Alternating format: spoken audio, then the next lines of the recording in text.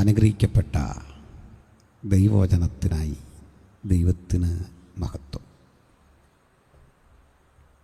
ഞങ്ങൾ നസ്രായനായ യേശുവിനെക്കുറിച്ചുള്ള സുവിശേഷം പ്രസംഗിക്കുന്നത് ഏതെങ്കിലും ഒരു മതവിഭാഗത്തെയോ ഒരു പ്രത്യയശാസ്ത്ര മേഖലയിൽപ്പെട്ടവരെയോ അവഹേളിക്കുക എന്ന ലക്ഷ്യത്തോടെ അല്ല.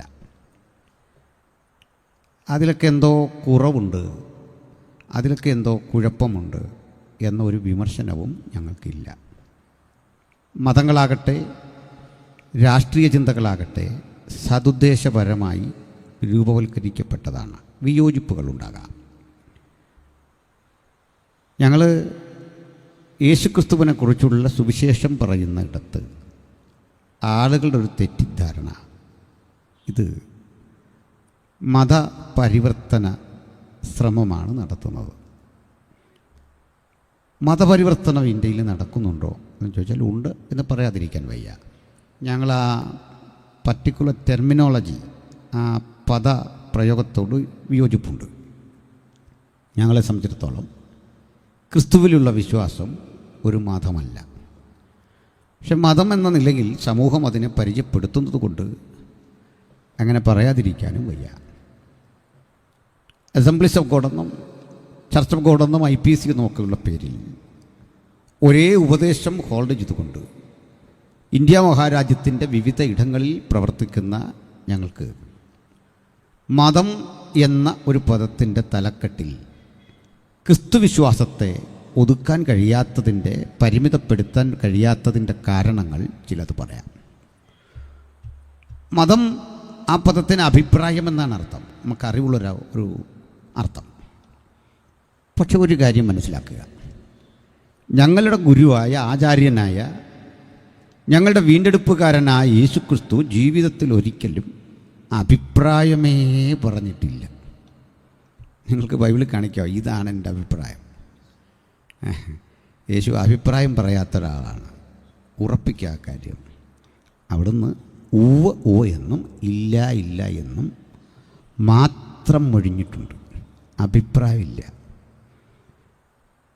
ആ വാക്കുകളും ഒരു അഭിപ്രായ പ്രകടനമല്ല, അന്തിമ വിധി പോലെയാണ് ആ വാക്കിൻ്റെ വിശകലനത്തെല്ലാം കിടക്കുന്നത്. രണ്ടാമതായി, മതം എന്ന് നമ്മൾ പറയുമ്പോൾ അതിന് ദൃശ്യമായ ചില സവിശേഷതകൾ കാണണം. ഒരു ഹെഡ്ക്വാർട്ടറും അനുബന്ധ സംഭവങ്ങളും ചില ആചാരങ്ങളും ഒരു ഏതെങ്കിലും തരത്തിലെ അനുഷ്ഠാനങ്ങളും വിശേഷ ദിവസങ്ങളും ആഘോഷങ്ങളുമൊക്കെ കൊണ്ട് മതം സമൃദ്ധമാണ്. ഞങ്ങളെ സംബന്ധിച്ചിടത്തോളം ഭൂമിയിൽ ഏതെങ്കിലും ഒരു സ്ഥലത്ത് ഒരു തീർത്ഥാടന കേന്ദ്രം ഇല്ല.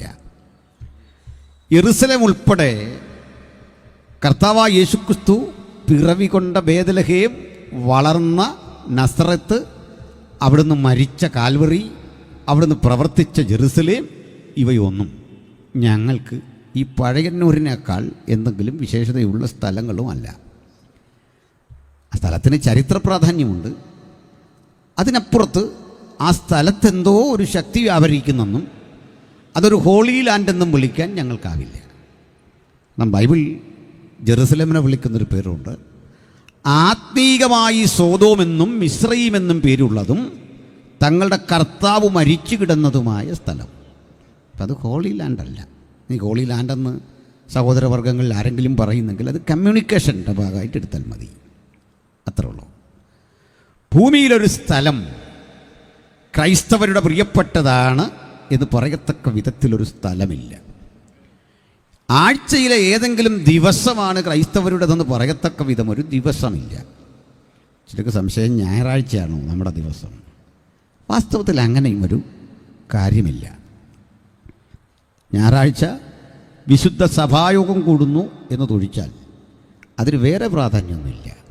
കർത്താവായ യേശു ഉയർത്തെഴുന്നേറ്റ ദിവസം എന്ന അളവിൽ ആ ദിവസം സഭ ഒത്തുകൂടി വിശുദ്ധ സഭായോഗം ആചരിച്ചു എന്ന പാരമ്പര്യത്തെ ആധാരമാക്കിക്കൊണ്ട് നമ്മളെന്നാണ് ഒത്തുകൂട്ടുക. എന്നാൽ ഇതും ഒരു നിയമമല്ല.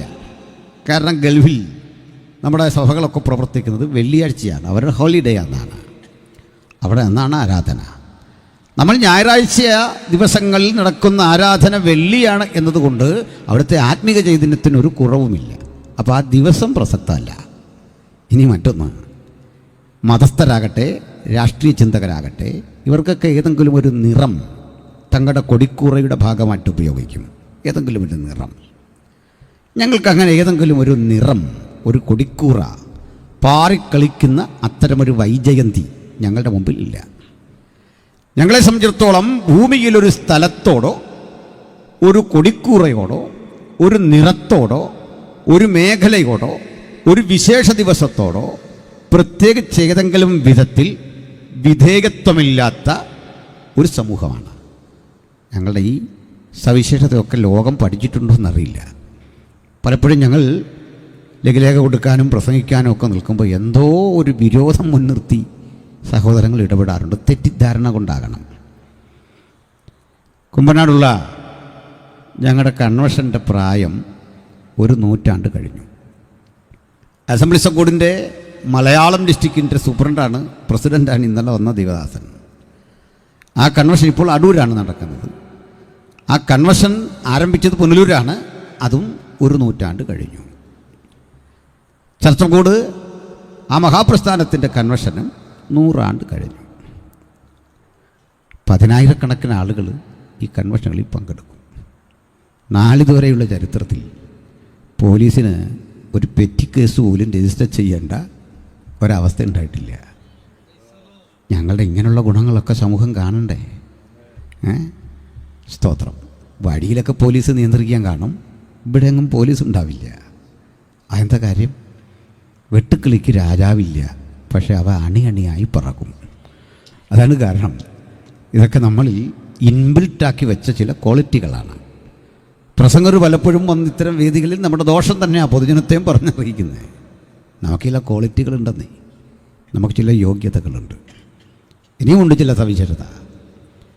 ഈ മഹാപ്രസ്ഥാനത്തെ അസംബ്ലീസ് കോഡിനെ സുദീർഘ വർഷങ്ങൾ നയിച്ച, അതിൻ്റെ സൗത്ത് ഇന്ത്യയുടെ മുഴുവൻ നേതൃത്വം വഹിച്ച ഒരു കർത്തൃദാസൻ്റെ പേര് റവറൻഡ് അബ്ദുൽ കരീം എന്നായിരുന്നു. വളരെ മഹാനായ ഹമ്പിളായൊരു ദൈവദാസൻ. അപ്പോൾ അബ്ദുൽ കരീം എന്ന് പറയുന്നൊരു ദൈവദാസന് ഈ പ്രസ്ഥാനത്തിൻ്റെ ഭാഗമായി പാസ്റ്ററായി ഇതിൻ്റെ നേതൃനിരയിൽ പ്രവർത്തിക്കാൻ ഒരു തടസ്സമില്ല, ഒരു പ്രയാസമില്ല. സ്തോത്രം. ഇനി സുദീർഘ വർഷങ്ങൾ IPC നയിച്ചൊരു ദൈവദാസൻ്റെ പേര് ജോൺ സുന്ദർ റാവു എന്നാണ്. ഈ ജോൺ സുന്ദർ റാവു എന്ന് പറയുന്ന ആൾ ഒരു ആന്ധ്രാപ്രദേശിലെ ദലിത് വിഭാഗത്തിൽപ്പെട്ട ആളാണ്. അദ്ദേഹത്തെ പോലൊരാൾ മഹത്തായ ഇന്ത്യ പെന്തക്കോസ്ത് ദൈവസഭയെ നയിച്ചു എന്നത് ഞങ്ങളെ സംബന്ധിച്ചിടത്തോളം അതൊരു ഗുരുതരമായ പ്രശ്നങ്ങളോ പ്രതിസന്ധികളോ അല്ല. ലക്ഷക്കണക്കിന് ആളുകൾ അദ്ദേഹത്തിൻ്റെ ലീഡർഷിപ്പിൻ്റെ കീഴിൽ അണിനിരന്നു. ഇനിയും പഠിക്കുക. ഏറ്റവും അധികം ഈ പ്രസ്ഥാനത്തിൻ്റെ ഈ വിശ്വാസധാരയുടെ ചില പ്രത്യേകതകളുണ്ട്. എല്ലാ വിഭാഗത്തിലും പെട്ട മനുഷ്യർ. ഞങ്ങൾക്ക് ഷാരോൺ ഫെലോഷിപ്പ് എന്നൊരു സഭയുണ്ട്. അതിൻ്റെ സ്ഥാപകൻ തമിഴ്നാട്ടിൽ നിന്ന് കേരളക്കരയിലേക്ക് പലായനം ചെയ്തു വന്ന നായർ വിഭാഗത്തിൽപ്പെട്ട പിൽക്കാലത്ത് ജോൺ അയ്യാപിള്ള എന്ന പേരിൽ അറിയപ്പെട്ടൊരു കർത്തൃദാസനാണ്. ജോൺ അയ്യാപിള്ള സാറിൻ്റെ മകൻ ഡോക്ടർ PJ തോമസ് ഷാരോൺ സഭയുടെ സ്ഥാപകനായിരിക്കുന്നു. അദ്ദേഹം കേരള യൂണിവേഴ്സിറ്റിയിലെ റാങ്ക് ഹോൾഡറാണ്, PhD ഹോൾഡറാണ്. ഇനി ഇതെല്ലാം പോട്ടെ. ഇന്ത്യയിൽ പെന്തക്കോസ്തലിസത്തിന് ആരംഭം കുറിച്ചത് ചിത്പവൻ ബ്രാഹ്മണ കുലത്തിൽപ്പെട്ട ഒരു സഹോദരിയുടെ പ്രാർത്ഥന മുറിയിൽ നിന്നാണ്. ഞാനും എൻ്റെ വൈഫും ചില ആഴ്ചകൾക്കപ്പുറത്ത് ഈ സ്ഥലം ഒന്ന് കാണാൻ പോയി. പൂനെയിലാണ്. ഏതാണ്ട് 360 ഏക്കർ ഭൂമിയിൽ വ്യാപിച്ചു കിടക്കുന്ന ഈ സ്ഥലത്ത് കഷ്ടിച്ച് 4 അടി പൊക്കമുള്ള ഒരു സ്ത്രീ, 4 അടി പൊക്കമുള്ള ഒരു സ്ത്രീയെ എത്രയധികം ബോഡി ഷേമിങ് നടത്തുന്നൊരു നാടാണ് നമ്മുടെ ലോകമെന്ന് മനസ്സിലാക്കുക. അത്തരം വെല്ലുവിളികളെ ഒന്നും ഗൗരവത്തിലെടുക്കാതെ പ്രവർത്തിച്ചു. അവരുടെ മുഴുവൻ പേര് പണ്ഡിത രമാബായി സരസ്വതി എന്നാണ്. പണ്ഡിത രമാബായി സരസ്വതി എന്ന ഈ സഹോദരി ബ്രാഹ്മണ സമൂഹത്തിലെ ചിത്പവൻ എന്ന സമൂഹത്തിൽപ്പെട്ട ആളാണ്. ചിത്പവൻ ബ്രാഹ്മണരിലെ കൂടിയ ആളുകളാണ്. ഗാന്ധിജിയെ വെടിവെച്ചൊന്ന ഗോഡ്സെ ചിത്പവനായിരുന്നു. ആ കുലത്തിൽ ജനിച്ച ഒരു സഹോദരി ഒരിക്കലായി യേശു കർത്താവിനെ രക്ഷകനായി സ്വീകരിച്ചു. ഹല്ലേലൂയ. സതി നിരാകരിച്ച ആയിരക്കണക്കിന് പെൺകുട്ടികളെ സതിയുടെ ചിതയിൽ എരിയാതെ ഓടി വനത്തിലുമൊക്കെ രക്ഷപ്പെട്ടവരെ ചേർത്തണച്ച് കൈകാലുകൾ തളർന്നവരെ ബുദ്ധിമാന്യം സംഭവിച്ച സ്ത്രീകളെയൊക്കെ തിരഞ്ഞെടുത്ത് മുക്തി മിഷൻ എന്നറിയപ്പെടുന്ന തൻ്റെ സ്ഥാപനത്തിൽ കരകൗശല വിദ്യകളും തയ്യലുമൊക്കെ അഭ്യസിപ്പിച്ച് പഠിപ്പിച്ചു. ഇത് അവരുടെ സ്ഥാപനത്തിലാണ് ഇന്ത്യയിൽ ആദ്യത്തെ രേഖാമൂലമുള്ള ഉണർവിൻ്റെ താപജ്വാലകൾ പ്രത്യക്ഷപ്പെട്ടത്. ഞങ്ങൾ പാടുന്ന, പറയുന്ന, ആരാധിക്കുന്ന അന്യഭാഷാ ഭാഷണത്തിന് അത്തരമൊരു സഹോദരിയെ ദൈവം കരങ്ങളിലെടുത്തു. ഈ സഹോദരിയെപ്പറ്റി അറിയാത്തവരോട് ഒന്നുകൂടി പറയാം. ഇന്ത്യയിലാദി പണ്ഡിറ്റ് എന്ന ബിരുദം കിട്ടിയ ആളാണ് രമാബായി. ഞാൻ അടുത്ത കാലത്ത് മനസ്സിലായ നെഹ്റു പോലും ഈ പണ്ഡിറ്റ് ഓണററി ആയിരുന്നു. പക്ഷേ ആർജിതമായി പണ്ഡിറ്റ് എന്ന ബിരുദം ഇന്ത്യയിലാദി കിട്ടിയ ആളാണ് രമാബായി. തീർന്നില്ല. 1960 ഇന്ത്യ മഹാരാജ്യം ഒരു തപാൽ സ്റ്റാമ്പ് പുറത്തിറക്കിക്കൊണ്ട് ഈ മാന്യ സ്ത്രീരത്നത്തെ ആദരിച്ചു. സ്ത്രീ സമാജത്തിലുമൊക്കെ പങ്കെടുക്കുന്ന നമ്മുടെ സഹോദരിമാരുണ്ട്. അത് ഈ അയൽക്കൂട്ടം പോലെ ആക്കിക്കളയാതെ, മനസ്സിലായില്ലേ? തൊഴിലുറപ്പ് പോലെ ആക്കരുത്. നമുക്ക് പ്രചോദനം ഉൾക്കൊള്ളണം. പണ്ഡിത രമാബായിൽ നിന്ന് രാജ്യം ആദരിച്ചു. അത് മിക്ക ആളുകളും തങ്ങളുടെ ആചാര്യന്മാരുടെ ഈ സ്റ്റാമ്പൊക്കെ വരാൻ സമരം ചെയ്താക്കുന്നു. ഞങ്ങൾക്ക് എങ്ങാണ്ട് സമരമുണ്ടോ? നിങ്ങൾ കണ്ടിട്ടുണ്ടോ ഞങ്ങളുടെ സമരം? നിങ്ങൾ കണ്ടിട്ടുണ്ടോ കാതടപ്പിക്കുന്ന ശബ്ദത്തിൽ ഞങ്ങൾ അന്തരീക്ഷ മലിനീകരണം ഉണ്ടാക്കുന്നത്, സെക്രട്ടേറിയറ്റ് വളയുന്നത്, പിക്കറ്റിങ് നടത്തുന്നത്? നമുക്കൊന്നുമില്ല. നീ മാത്രമല്ല, രാജ്യനിയമം പൂർണ്ണമായി പാലിക്കണം. അങ്ങനെയാണ് ചിന്തിക്കുന്നത്. ഇനി മറ്റൊരു കാര്യം കൂടി പറയാം. ഏത് പാർട്ടി രാജ്യം ഭരിച്ചാലും ആ സർക്കാർ ഞങ്ങളുടേതാണെന്ന് ആത്മാർത്ഥമായി വിശ്വസിക്കണം. അതിന് ബൈബിളിൽ തെളിവുണ്ടെന്ന്, ചുമ്മാ അല്ലെന്നേ. രാജ്യം ഭരിക്കുന്ന പ്രധാനമന്ത്രി, മുഖ്യമന്ത്രി, MP, MLA ഒക്കെ ആരുടെയാണ്? നമ്മുടെയാണ്. വചനം പറയുക, അത്യുന്നതൻ ഇഷ്ടമുള്ളവർക്ക് രാജ്യത്വം കൊടുക്കുന്നു. രേഖാമൂലം ഒരു ആധ്യാത്മിക ഗ്രന്ഥത്തിൽ നിങ്ങളുടെ ഭരണാധികാരിക്ക് വേണ്ടി പ്രാർത്ഥിക്കണമെന്ന് എഴുതി വെച്ച ഒറ്റ കൃതിയെ ലോകത്തുള്ളൂ. ഒറ്റ കൃതി. അല്ലേ കാണിച്ചു തന്നാൽ തിരുത്തിയേക്കാം. അത് ബൈബിളാണ്. വെറുതെ അല്ല പറയുന്നത്. വിശേഷാൽ അധികാരസ്ഥന്മാർക്ക് വേണ്ടി പ്രാർത്ഥിക്കണം. എസ്പെഷ്യലി നിങ്ങൾ പ്രാർത്ഥിക്കണം. ഇത്തരമൊരു പവിത്ര ഗ്രന്ഥമായിട്ടാണ് ഞാൻ ഇന്നോടെ വന്നിരിക്കുന്നത്. സന്തോഷമുണ്ടോ? ഹിന്ദി നമ്മുടെ രാഷ്ട്രഭാഷയാണ്. ഹിന്ദി രാഷ്ട്രഭാഷയാക്കണമെന്ന് കമ്മീഷൻ്റെ മുമ്പിൽ ആദ്യം തുറന്നടിച്ച് സ്ഥാപിച്ച് സംസാരിച്ചത് ഈ പണ്ഡിത രമാബായി ആയിരുന്നു. കിൻഡർ ഗാർട്ടൻ സ്കൂള് ഇന്ത്യയിൽ ആദ്യം രൂപപ്പെടുത്തിയത് ഈ സഹോദരിയായിരുന്നു. ഒത്തിരി കാര്യങ്ങളുണ്ട്. അപ്പം ഞങ്ങളെ അറിയില്ലാത്ത ആൾക്ക് വേണ്ടി ഇത് പരിചയപ്പെടുത്തിയതാണ്. ഞാനിതിൻ്റെ ഇടയ്ക്ക് പ്രസംഗിച്ച ഒരു ഭാഗം ക്ലിപ്പായിട്ട് നമ്മുടെ അമൃത TV ഇടയ്ക്ക് ട്രോൾ ചെയ്ത് വരാറുണ്ട്. സന്തോഷമുള്ളൂ, കുഴപ്പമൊന്നുമില്ല. നമ്മൾ എത്രയോ പേരെ വിമർശിക്കുന്ന തിരിച്ചത് കേൾക്കണം. അതിലെന്താണെന്ന് വെച്ചാൽ, ഞാനൊരു യോഗത്തിന് തിരുവനന്തപുരത്ത് ചെല്ലുമ്പോൾ മന്ത്രിയൊക്കെ ഉണ്ട്. ചിലപ്പോൾ ഈ മന്ത്രിമാരാദ്യം വന്ന് പ്രസംഗിച്ചങ്ങ് പോവും. നമ്മൾ പറയുന്നതൊന്നും കേൾക്കാനിരിക്കില്ല. പക്ഷേ അന്നെന്തോ മിനിസ്റ്റർ അവിടെ ഇരുന്നു. എനിക്ക് പ്രസംഗിക്കാൻ സമയം തന്നു. മിനിസ്റ്റർ പറഞ്ഞു, ഞാൻ കുറേ കേട്ടിട്ടേ പോകുന്നുള്ളൂ. അപ്പം ഞാൻ പറഞ്ഞു, ബഹുമാനപ്പെട്ട സാർ, നിങ്ങൾ ഒരു ഉപകാരം ചെയ്യണം. ദയവായിട്ട് ഞങ്ങളുടെ ആലയങ്ങൾ കൂടി ഒന്ന് റെയ്ഡ് ചെയ്യണം. ഞങ്ങളുടെ കുമ്പനാടും മുളക്കുഴി പാക്കിലും കോഴിക്കോടും ഒക്കെ ഉള്ള ഞങ്ങളുടെ ഹെഡ് ക്വാർട്ടറുകൾ എന്താ പറയാനെന്ന് അറിയണ്ടേ. ആ ഇടയ്ക്ക് ചില മതസ്ഥാപനങ്ങളിൽ നിന്ന് മാരകായുധങ്ങൾ കണ്ടെത്തിയ വടിവാളും ബോംബും ഒക്കെ വച്ചിരിക്കുകയാണ്. നിങ്ങളെ ശ്രദ്ധിക്കാത്ത കഷ്ടമാണ്. നിങ്ങൾ ഞങ്ങളുടെ പള്ളിയിൽ നിന്നൊരു പ്രയോഗമില്ല, കമ്മ്യൂണിക്കേഷന് പറഞ്ഞാൽ ഇതൊക്കെ ഒന്ന് റെയ്ഡ് ചെയ്യണം. എന്തിനാണെന്ന് അറിയണ്ടേ? ധൈര്യമുണ്ടോ അവിടുന്ന് ഒരു കൊച്ചു പിച്ചാത്തി എടുക്കാൻ? ധൈര്യമുണ്ടോ അവിടുന്ന് ഒരു പിടി വെടിമരുന്നെടുക്കാൻ? മതത്തിൻ്റെ പേരിൽ, ആധ്യാത്മികതയുടെ പേരിൽ, വിശ്വാസത്തിൻ്റെ പേരിൽ ഒരു ഓലപ്പടക്കം പോലും പൊട്ടിക്കാത്ത ഒരൊറ്റ സമൂഹം ഉലകത്തിലുണ്ടെങ്കിൽ അത് യേശുവിൻ്റെ അനുഗാമികളായ, യേശുവിൻ്റെ ദാസന്മാരായ നമ്മുടെ സമൂഹമാണ്. സന്തോഷിക്കണം. നിങ്ങൾ ഞങ്ങളുടെ ഈ കൊട്ടും തുള്ളലും പാട്ടുമൊക്കെ കണ്ട് മാത്രം വിലയിരുത്താതെ ഞങ്ങൾക്ക് ഇങ്ങനെ ചില സൗന്ദര്യം ഉണ്ടെന്ന്. പിന്നെ അപ്പോൾ അതിനാ ഈ കൺവെൻഷനൊക്കെ വിളിച്ച് അടുത്ത വർഷമാകുമ്പോൾ ഇത് കുറേ കൂടെ അനുഗ്രഹിക്കപ്പെടണം. നാട് അനുഗ്രഹിക്കപ്പെടാനായി പ്രാർത്ഥന. മദ്യപാനി അതൊക്കെ നിർത്തണം. അടുത്ത കാലത്ത് ഞാൻ ഒരു ഓർത്തഡോക്സ് അച്ഛൻ്റെ ബ്രദറിനെ സ്ഥാനപ്പെടുത്തി. ക്ഷമിക്കണം അങ്ങനെ പറഞ്ഞതിൽ. ഞാൻ എല്ലാ സഭയുടെയും കൺവെൻഷനൊക്കെ പോകുന്ന ആളാണ് പ്രസംഗിക്കാൻ. അവിടെ അങ്ങനെ ഓർത്തഡോക്സ് എന്നോ യാക്കോബയെന്നോ അങ്ങനെയൊന്നുള്ള വിഭാഗീയത കൊണ്ട് പറഞ്ഞല്ല. എന്നാൽ ഈ പയ്യൻ സ്ഥാനപ്പെടാൻ നേരം വലിയ പ്രശ്നം, വല്ലാത്ത വിഷയം. അവസാനം പുള്ളി പറഞ്ഞ് ഞാൻ രഹസ്യത്തിൽ മുങ്ങിയേക്കാം. ഞാൻ പറഞ്ഞു ആ പണിയൊക്കെ കൈവച്ചു, നിന്നെ പരസ്യമായിട്ടേ മുക്കുന്നുള്ളൂ. ചില ഭാവികളെ അങ്ങനെ മുക്കിയാലേ ഈ ചെളി മുഴുവൻ പോകത്തുള്ളൂ. അതിനാണ് ഒളിച്ചും പാത്തം ചെയ്യേണ്ട അല്ലിത്. അവന് സന്തോഷമായി. കാര്യങ്ങളെല്ലാം പറഞ്ഞപ്പോൾ ഞാൻ തന്നെ ഈ അച്ഛനെ വിളിച്ചിട്ട് പറഞ്ഞു, അച്ഛൻ അവനെ പ്രാർത്ഥിച്ചു വിടണം. കാരണം ഇവൻ മഹാ കുടിയനും തല്ലിപ്പൊളിയായിരുന്നു. ഈ തല്ലിപ്പൊളിയായി പയ്യൻ ഈ തരത്തിലൊക്കെ പോയപ്പോഴൊന്നും അച്ഛൻ്റെ ഇടപെടൽ കൊണ്ട് ഫലം ഉണ്ടായില്ല. ഞാൻ എന്താ ഗ്യാരണ്ടി തരിക, ഇവനെ എങ്ങാനും ഇനി കുടിച്ച് കണ്ടാൽ എന്നോട് ചോദിച്ചാൽ മതി. അച്ഛന് വലിയ സന്തോഷമായി. പുള്ളി പ്രാർത്ഥിച്ചു വിട്ടു. എൻ്റെ സഭയിൽ കൂടുന്നുണ്ട്, എൻ്റെ വൈഫൊക്കെ വന്നിട്ടുണ്ട്. സ്തോത്രം. ഒരു വർഷം കഴിഞ്ഞു.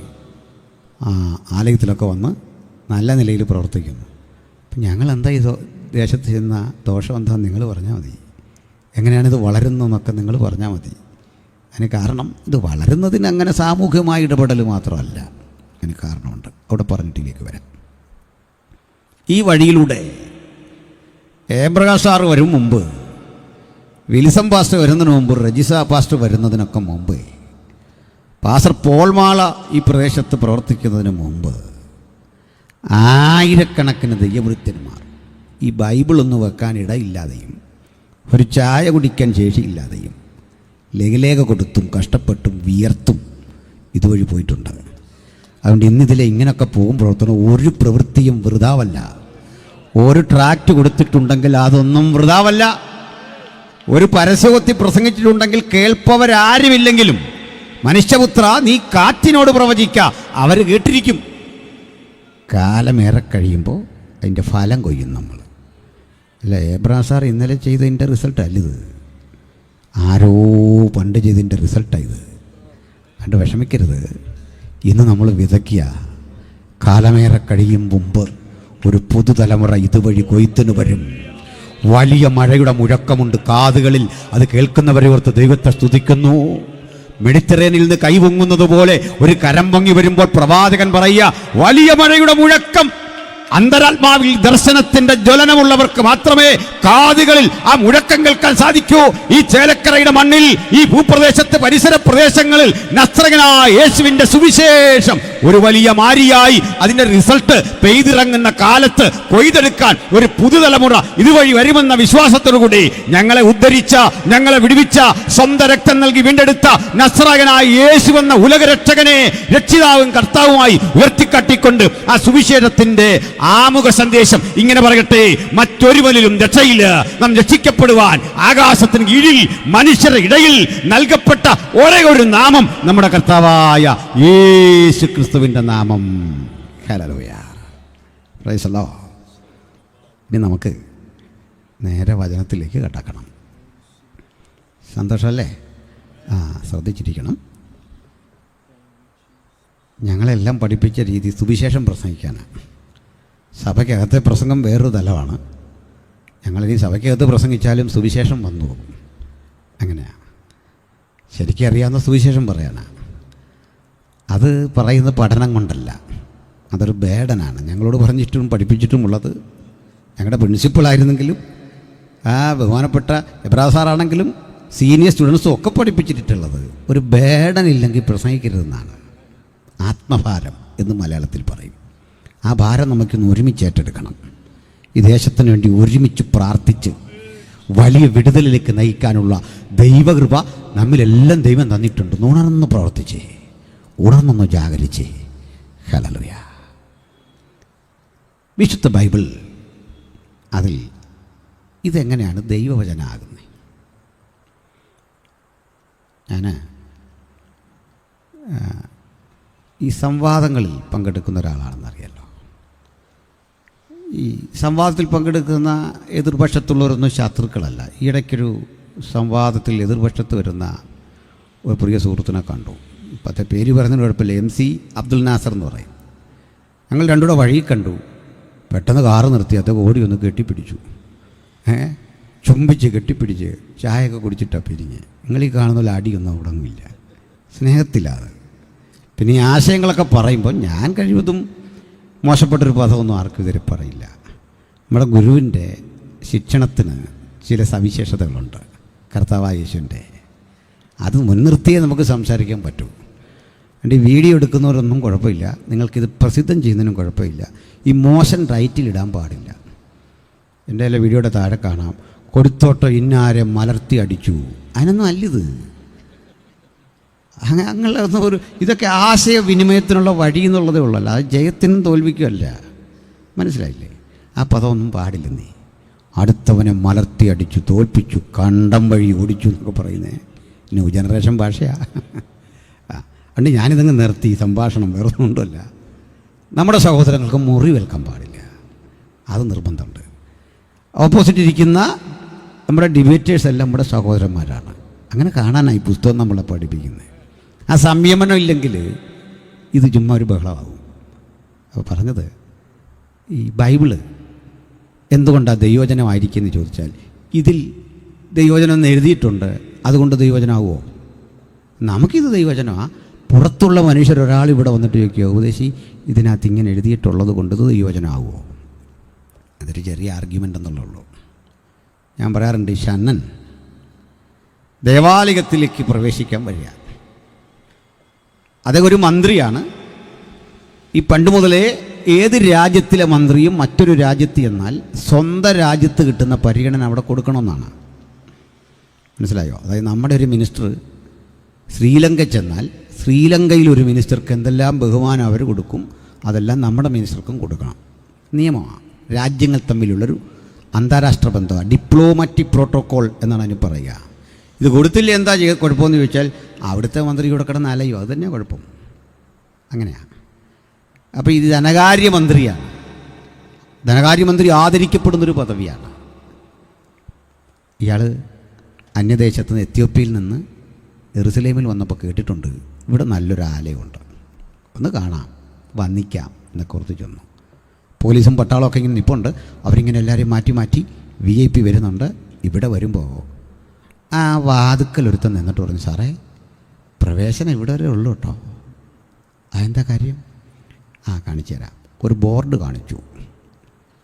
കണ്ണില്ലാത്തവർ, കൈയില്ലാത്തവർ, കാലില്ലാത്തവർ, ഇങ്ങനൊരു ലിസ്റ്റ് ഇട്ടിട്ട് ആ കൂടെ എഴുതിയിരിക്കുകയാണ്, ഷണ്ണൻ, ചുണങ്ങുള്ളവൻ ഇത്യാദി ആർക്കും അകത്തേക്ക് പ്രവേശനം ഇല്ല. പുള്ളിയാകെ അമ്പരന്നു. ഇങ്ങനെ നോക്കിയിട്ട് ചോദിച്ചു, അല്ല അത് മനസ്സിലായി, ഇതെന്തിനാണ് ഇതിവിടെ വെച്ചിരിക്കുന്നത്? അപ്പോൾ പറഞ്ഞത്, സാറ് കയറാതിരിക്കാനായി ബോർഡ്, ദൈവ പുസ്തകത്തിലെ ഭാഗമാണ്. ഞാൻ കയറരുതെന്ന് താങ്കൾ പറയാൻ കാരണം എന്താ? അത് ബോർഡുള്ളതുകൊണ്ട്. ബോർഡ് വെച്ചേക്കുന്നത് എന്തിനാ? സാറ് കയറാതിരിക്കാൻ.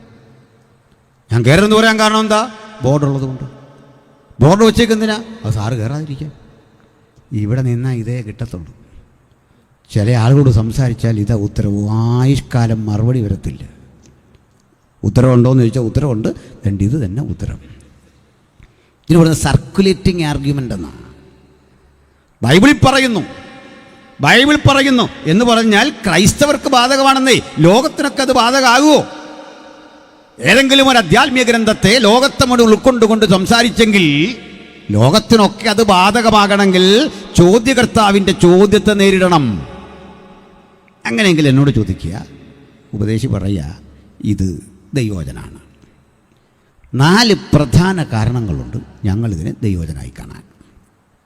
ഒന്ന്, ഇത് മുമ്പോട്ട് വെക്കുന്ന പ്രവചനം. Bible is A book of prophecies. ഇത് പ്രവചനങ്ങളുടെ സമാഹാരം. 2, മുൻകൂട്ടി പ്രവചിച്ച ആ കാര്യങ്ങൾ നിറവേറിക്കഴിയുമ്പോൾ അത് ചരിത്രപരമായി മാറും. പ്രവചനത്തിൻ്റെ നിവൃത്തി ചെന്നെത്തുന്നത് ചരിത്രത്തിലാണ്. ഉദാഹരണം, കന്യക ഗർഭിണിയായൊരു മകനെ പ്രസവിക്കും. എന്ന് പ്രവചിച്ചത് നടപ്പിലായി കഴിയുമ്പോൾ ചരിത്രകാരൻ എഴുതും അങ്ങനെ നടന്നു. അപ്പോൾ അത് ഹിസ്റ്ററിയായി. അല്ല, ഇതുകൊണ്ട് ഇത് വിശ്വസിക്കണമെന്നില്ല. ബൈബിൾ മുമ്പോട്ട് വച്ച പ്രവചനങ്ങൾ നടന്നു എന്നുള്ളൊരു അന്വേഷണത്തിന് സാധ്യതയുണ്ടെങ്കിൽ ആ അന്വേഷണത്തെ സാധൂകരിക്കുന്ന ഒരു പഠനമുണ്ട്, ആർക്കിയോളജി.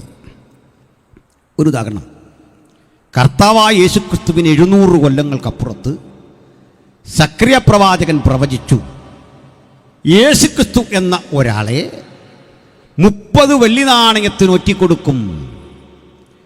ആ വെള്ളി നാണയം കൊണ്ട് ഒരു വിധത്തിലും അത് സ്വരുക്കൂട്ടി ഭൗതികമായി അഭിവൃദ്ധിപ്പെടാൻ ഒറ്റിക്കൊടുത്തവന് കഴിയില്ല. മറിച്ച് ആ പണം കൊണ്ട് അനാഥർക്കും വഴിപോക്കർക്കും വേണ്ടി ഒരു ശ്മശാന ഭൂമി വാങ്ങും. കുശവന്റെ നിലമായിരിക്കും അത്, രക്തനിലമെന്നർത്ഥം വരുന്ന അക്കൽദാമ. സക്രിയ പ്രവചനം 11-ാം അധ്യായത്തിൻ്റെ 13 മുതലുള്ള വേദഭാഗങ്ങളിൽ രേഖപ്പെടുത്തി വെക്കുമ്പോൾ യേശു എന്നൊരാൾ ജനിച്ചിട്ടേയില്ല. യേശു ജനിക്കുന്നതിൻ്റെ 7 നൂറ്റാണ്ടുകൾക്കപ്പുറത്ത് പ്രവാചകൻ ഇങ്ങനെ എഴുതി വെച്ചതുകൊണ്ട് ഇത് ദൈവവചനമാകില്ല.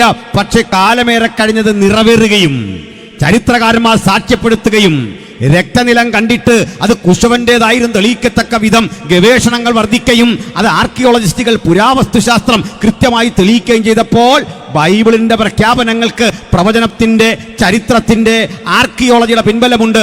ഈ 3 കാരണങ്ങൾക്കും അപ്പുറത്ത് 4മതൊരു കാരണമുണ്ട്. ഇത് ഇംപിരിക്കലാണ്, അനുഭവ പ്രാധാന്യമാണ്. എന്താണ് അനുഭവ പ്രാധാന്യം? 2000 ആണ്ടുകൾക്കപ്പുറത്ത് യേശുക്രിസ്തു എന്നൊരു വ്യക്തിയോ അവിടുത്തെ അനുഗാമികളോ അങ്ങ് പാലസ്തീനിലും പരിസര പ്രദേശങ്ങളിലും ചെയ്തു വച്ച കാര്യങ്ങളെക്കുറിച്ചുള്ള ആവേശജനകമായ ഓർമ്മപ്പെടുത്തലല്ല ഈ പ്രസംഗം. ഇവിടെ നടക്കുന്ന പ്രഭാഷണങ്ങളും രീതികളുമൊന്നും പണ്ടെങ്ങോ ദൈവമോ ദൈവപുത്രനോ അവശേഷിക്കുന്ന അപ്പോസ്തലന്മാരോ ചിലതൊക്കെ ചെയ്തു എന്ന് പറഞ്ഞിട്ട് ഭൂതകാലം നോക്കി നിർവൃതി അടയാനല്ല. അതേ യേശു അതേ ബലത്തോടെ അതേ കൃപയോടെ ഇന്നും അതേ പ്രവൃത്തി ചെയ്യും, നാളെയും ആ പ്രവൃത്തി ചെയ്യും. യുഗങ്ങളിലൂടെ അന്ന് ആരംഭിച്ചതെന്തോ അത് തുടരാൻ കഴിയുന്ന ദൈവത്തിന്റെ ആത്യന്തികമായ സ്വഭാവ സവിശേഷതയ്ക്ക് മങ്ങലേറ്റില്ല എങ്കിൽ അന്ന് അവിടെ പ്രവർത്തിച്ച അതേ ദൈവകൃപയോടെ നസ്രായനായവൻ ഇന്ന് രാത്രി നമ്മുടെ മധ്യത്തിലുണ്ട്. ഇത്തരം തെളിവുകൾ അടിസ്ഥാനത്തിലാ ഞങ്ങൾ വിശ്വസിക്കുന്നത്. ഇത് ദൈവത്തിന്റെ വചനം. ഈ ദൈവത്തിന്റെ വചനം ആര് കേൾക്കാൻ കാത്തിരിക്കും? അവർക്കിത് രാത്രി വിടുതലാണ്. ഈ ദൈവവചനം ഇതുവരെ നിങ്ങൾ അന്വേഷിച്ച് നടന്ന ചോദ്യങ്ങൾക്ക് ഉത്തരമാണ്. ദൈവവചനം രോഗശാന്തിയാണ്. ദൈവവചനം ബന്ധനങ്ങളെ തകർത്ത് വിമോചിപ്പിക്കുന്ന ഉത്കൃഷ്ടമായ അനുഭവമാണ്. അതുകൊണ്ട് ഈ വചനത്തിന്റെ ശക്തി കൂടാതെ ഒരാളും ഇന്നിവിടം വിട്ട് കടന്നു പോകരുത്. ദൈവകൃപ സമൃദ്ധമായി നമ്മിൽ വ്യാപരിക്കട്ടെ. ഈ പറയപ്പെട്ട വസ്തുതകൾ ഞാനൊരു ആമുഖമായി സൂചിപ്പിച്ചു എന്നുള്ളൂ. അതിന് കാരണം ഇന്ന് വായിച്ചതും ഒരു പ്രവചന വാക്യമാണ്. ഈ പ്രവചനവാക്യത്തിൻ്റെ പ്രത്യേകത, ഇത് പണ്ട് ബാബിലോൺ എന്ന പേരിൽ അറിയപ്പെട്ടതും ഇന്ന് ഇറാഖ് എന്ന പേരിനാൽ വിവക്ഷിക്കുന്നതുമായ ഒരു രാജ്യം. അതൊരു സാമ്രാജ്യമായിരുന്നു പണ്ട്. ഈ ബാബിലോന്യ സാമ്രാജ്യത്തെ ചരിത്രകാരന്മാർ വിളിച്ചത് മെസപ്പൊട്ടേമിയൻ നാഗരികത എന്നായിരുന്നു. ഈ സാമ്രാജ്യം വികാസം പ്രാപിച്ച കാലത്ത് ഇവർ അടുത്തടുത്ത രാജ്യങ്ങളെ കൂടി ആക്രമിച്ചു. ആക്രമണ പരമ്പരയ്ക്കൊടുവിൽ നമ്മുടെ ഇസ്രയേൽ എന്ന് വിളിക്കുന്ന ഭൂപ്രദേശം അവരുടെ പക്കലായി. ഇസ്രയേലും പരിസര പ്രദേശങ്ങളുമൊക്കെ പിടിച്ചടക്കി.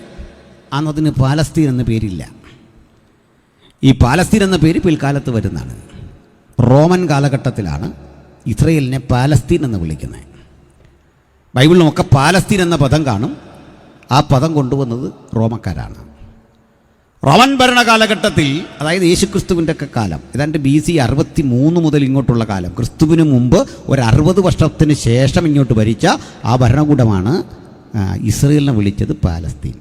കാരണം യഹൂദനോടുള്ള അറപ്പും അമർഷവും നിമിത്തം അവൻ വസിച്ചിരുന്ന സ്ഥലത്തിന് അവൻ്റെ ശത്രുക്കളായ ഫിലിസ്ത്യരുടെ പേരിട്ടുകൊണ്ട് ആക്ഷേപിച്ചു. ദ ലാൻഡ് ഓഫ് ഫിലിസ്ത്യൻസ് എന്നർത്ഥത്തിൽ പാലസ്തീനിയ. ആ പാലസ്തീനിയയുടെ എക്കാലത്തെയും ശരിപ്പേര് ഇസ്രയേൽ എന്നാണ്.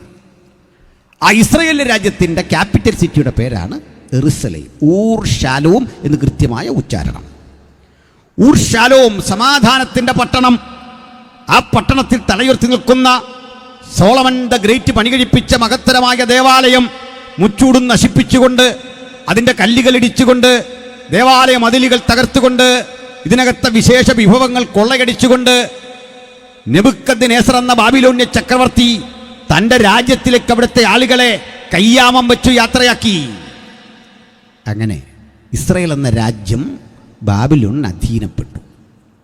അധീനപ്പെട്ട ഘട്ടത്തിൽ ഇസ്രായേലിൽ നിന്ന് ഇങ്ങനെ പിടിച്ചെടുത്തുകൊണ്ട് പോയ ആളുകൾക്കിടയിൽ രാജസന്ധതികളിൽ കുലീനത്വമുള്ള 3-4 ചെറുപ്പക്കാരെ റിക്രൂട്ട് ചെയ്ത് രാജാവ് തൻ്റെ രാജ്യത്തിൻ്റെ അഡ്മിനിസ്ട്രേഷന് വേണ്ടി, ഭരണനിർവഹണത്തിന് വേണ്ടി കൊണ്ടുപോയി.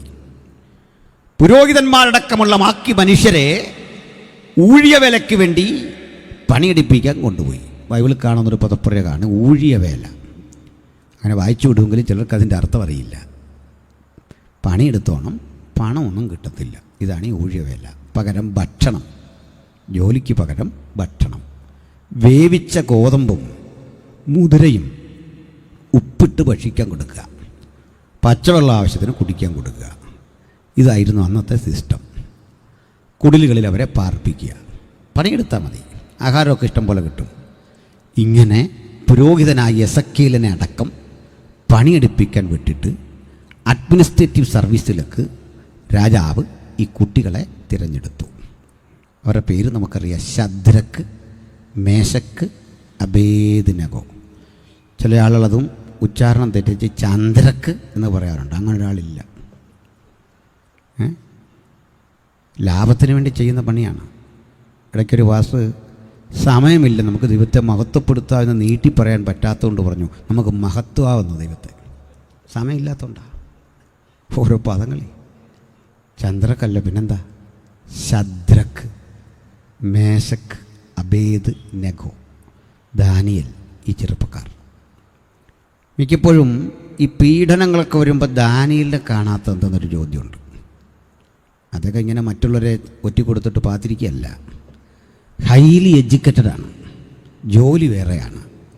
നയതന്ത്ര ചർച്ചകൾക്ക് പോകണം, ഒരു അംബാസഡർ ജോലി ചെയ്യണം, അതേ ഇടയ്ക്ക് ശൂഷൻ രാജധാനിയിൽ പോകണം, പേർഷ്യയിൽ.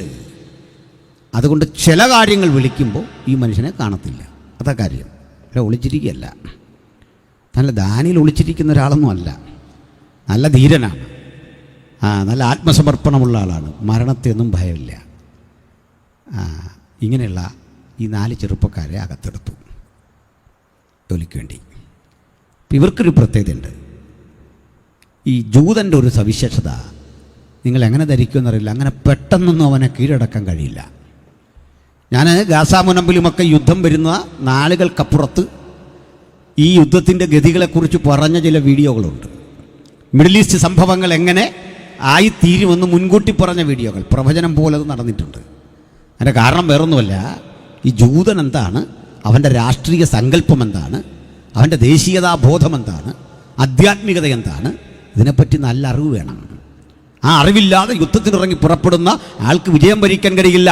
16ഓളം ശത്രുരാജ്യങ്ങളുടെ നടുവിൽ കിടന്നൊരു രാജ്യമാണ്, 16 ശത്രുക്കൾ. പക്ഷെ ഇന്നതൊരു പലരും മിത്രങ്ങളായി സഹകരിച്ച് പ്രവർത്തിക്കാൻ തുടങ്ങി. അതിനൊക്കെ ഒത്തിരി രാഷ്ട്രീയ കാരണങ്ങളുണ്ട്. ഞാൻ അങ്ങോട്ടും പോകുന്നില്ല.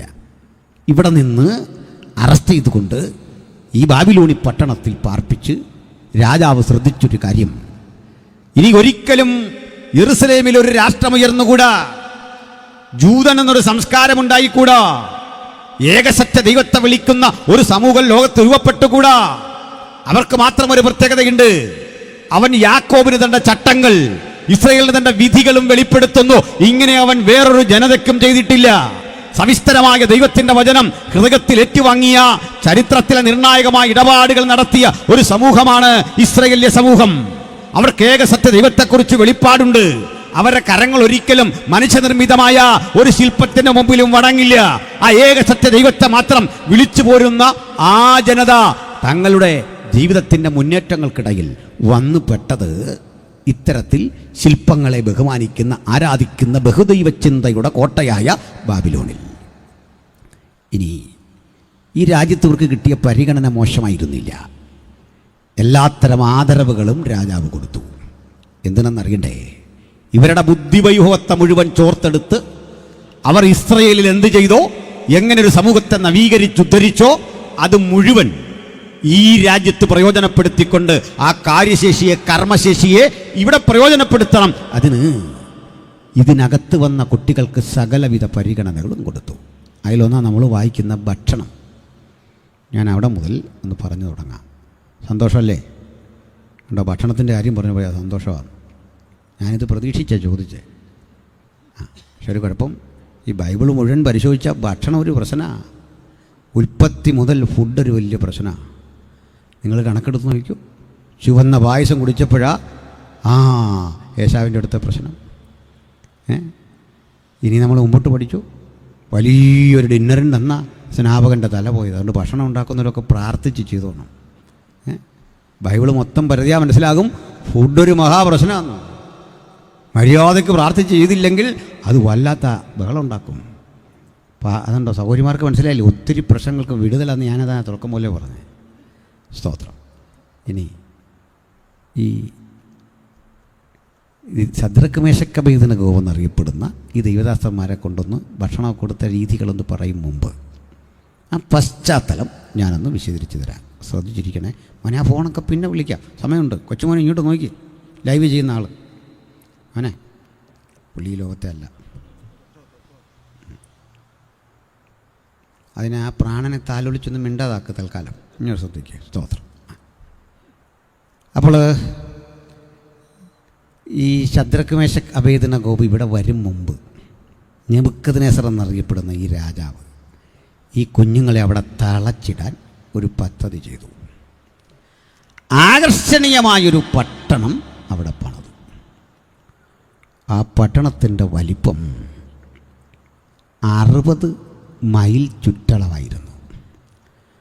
14.5 മൈൽ നീളത്തിൽ 14.5 മൈൽ വീതിയിൽ ഒരു സമചതുര പട്ടണം. കണക്കെടുക്കുമ്പോൾ ഒരു 15 കുട്ടിക്കോ ഏകദേശം 60 മൈൽ ചുറ്റളവ്. ഈ പട്ടണത്തിൻ്റെ നടുവിലൂടെ യൂഫ്രട്ടീസ് നദി സ്വച്ഛന്തമായി ഒഴുകി. നദിക്കക്കരയും ഇക്കരയുമായി സമ അളവിലായിരുന്നു ഈ പട്ടണം കിടന്നത്.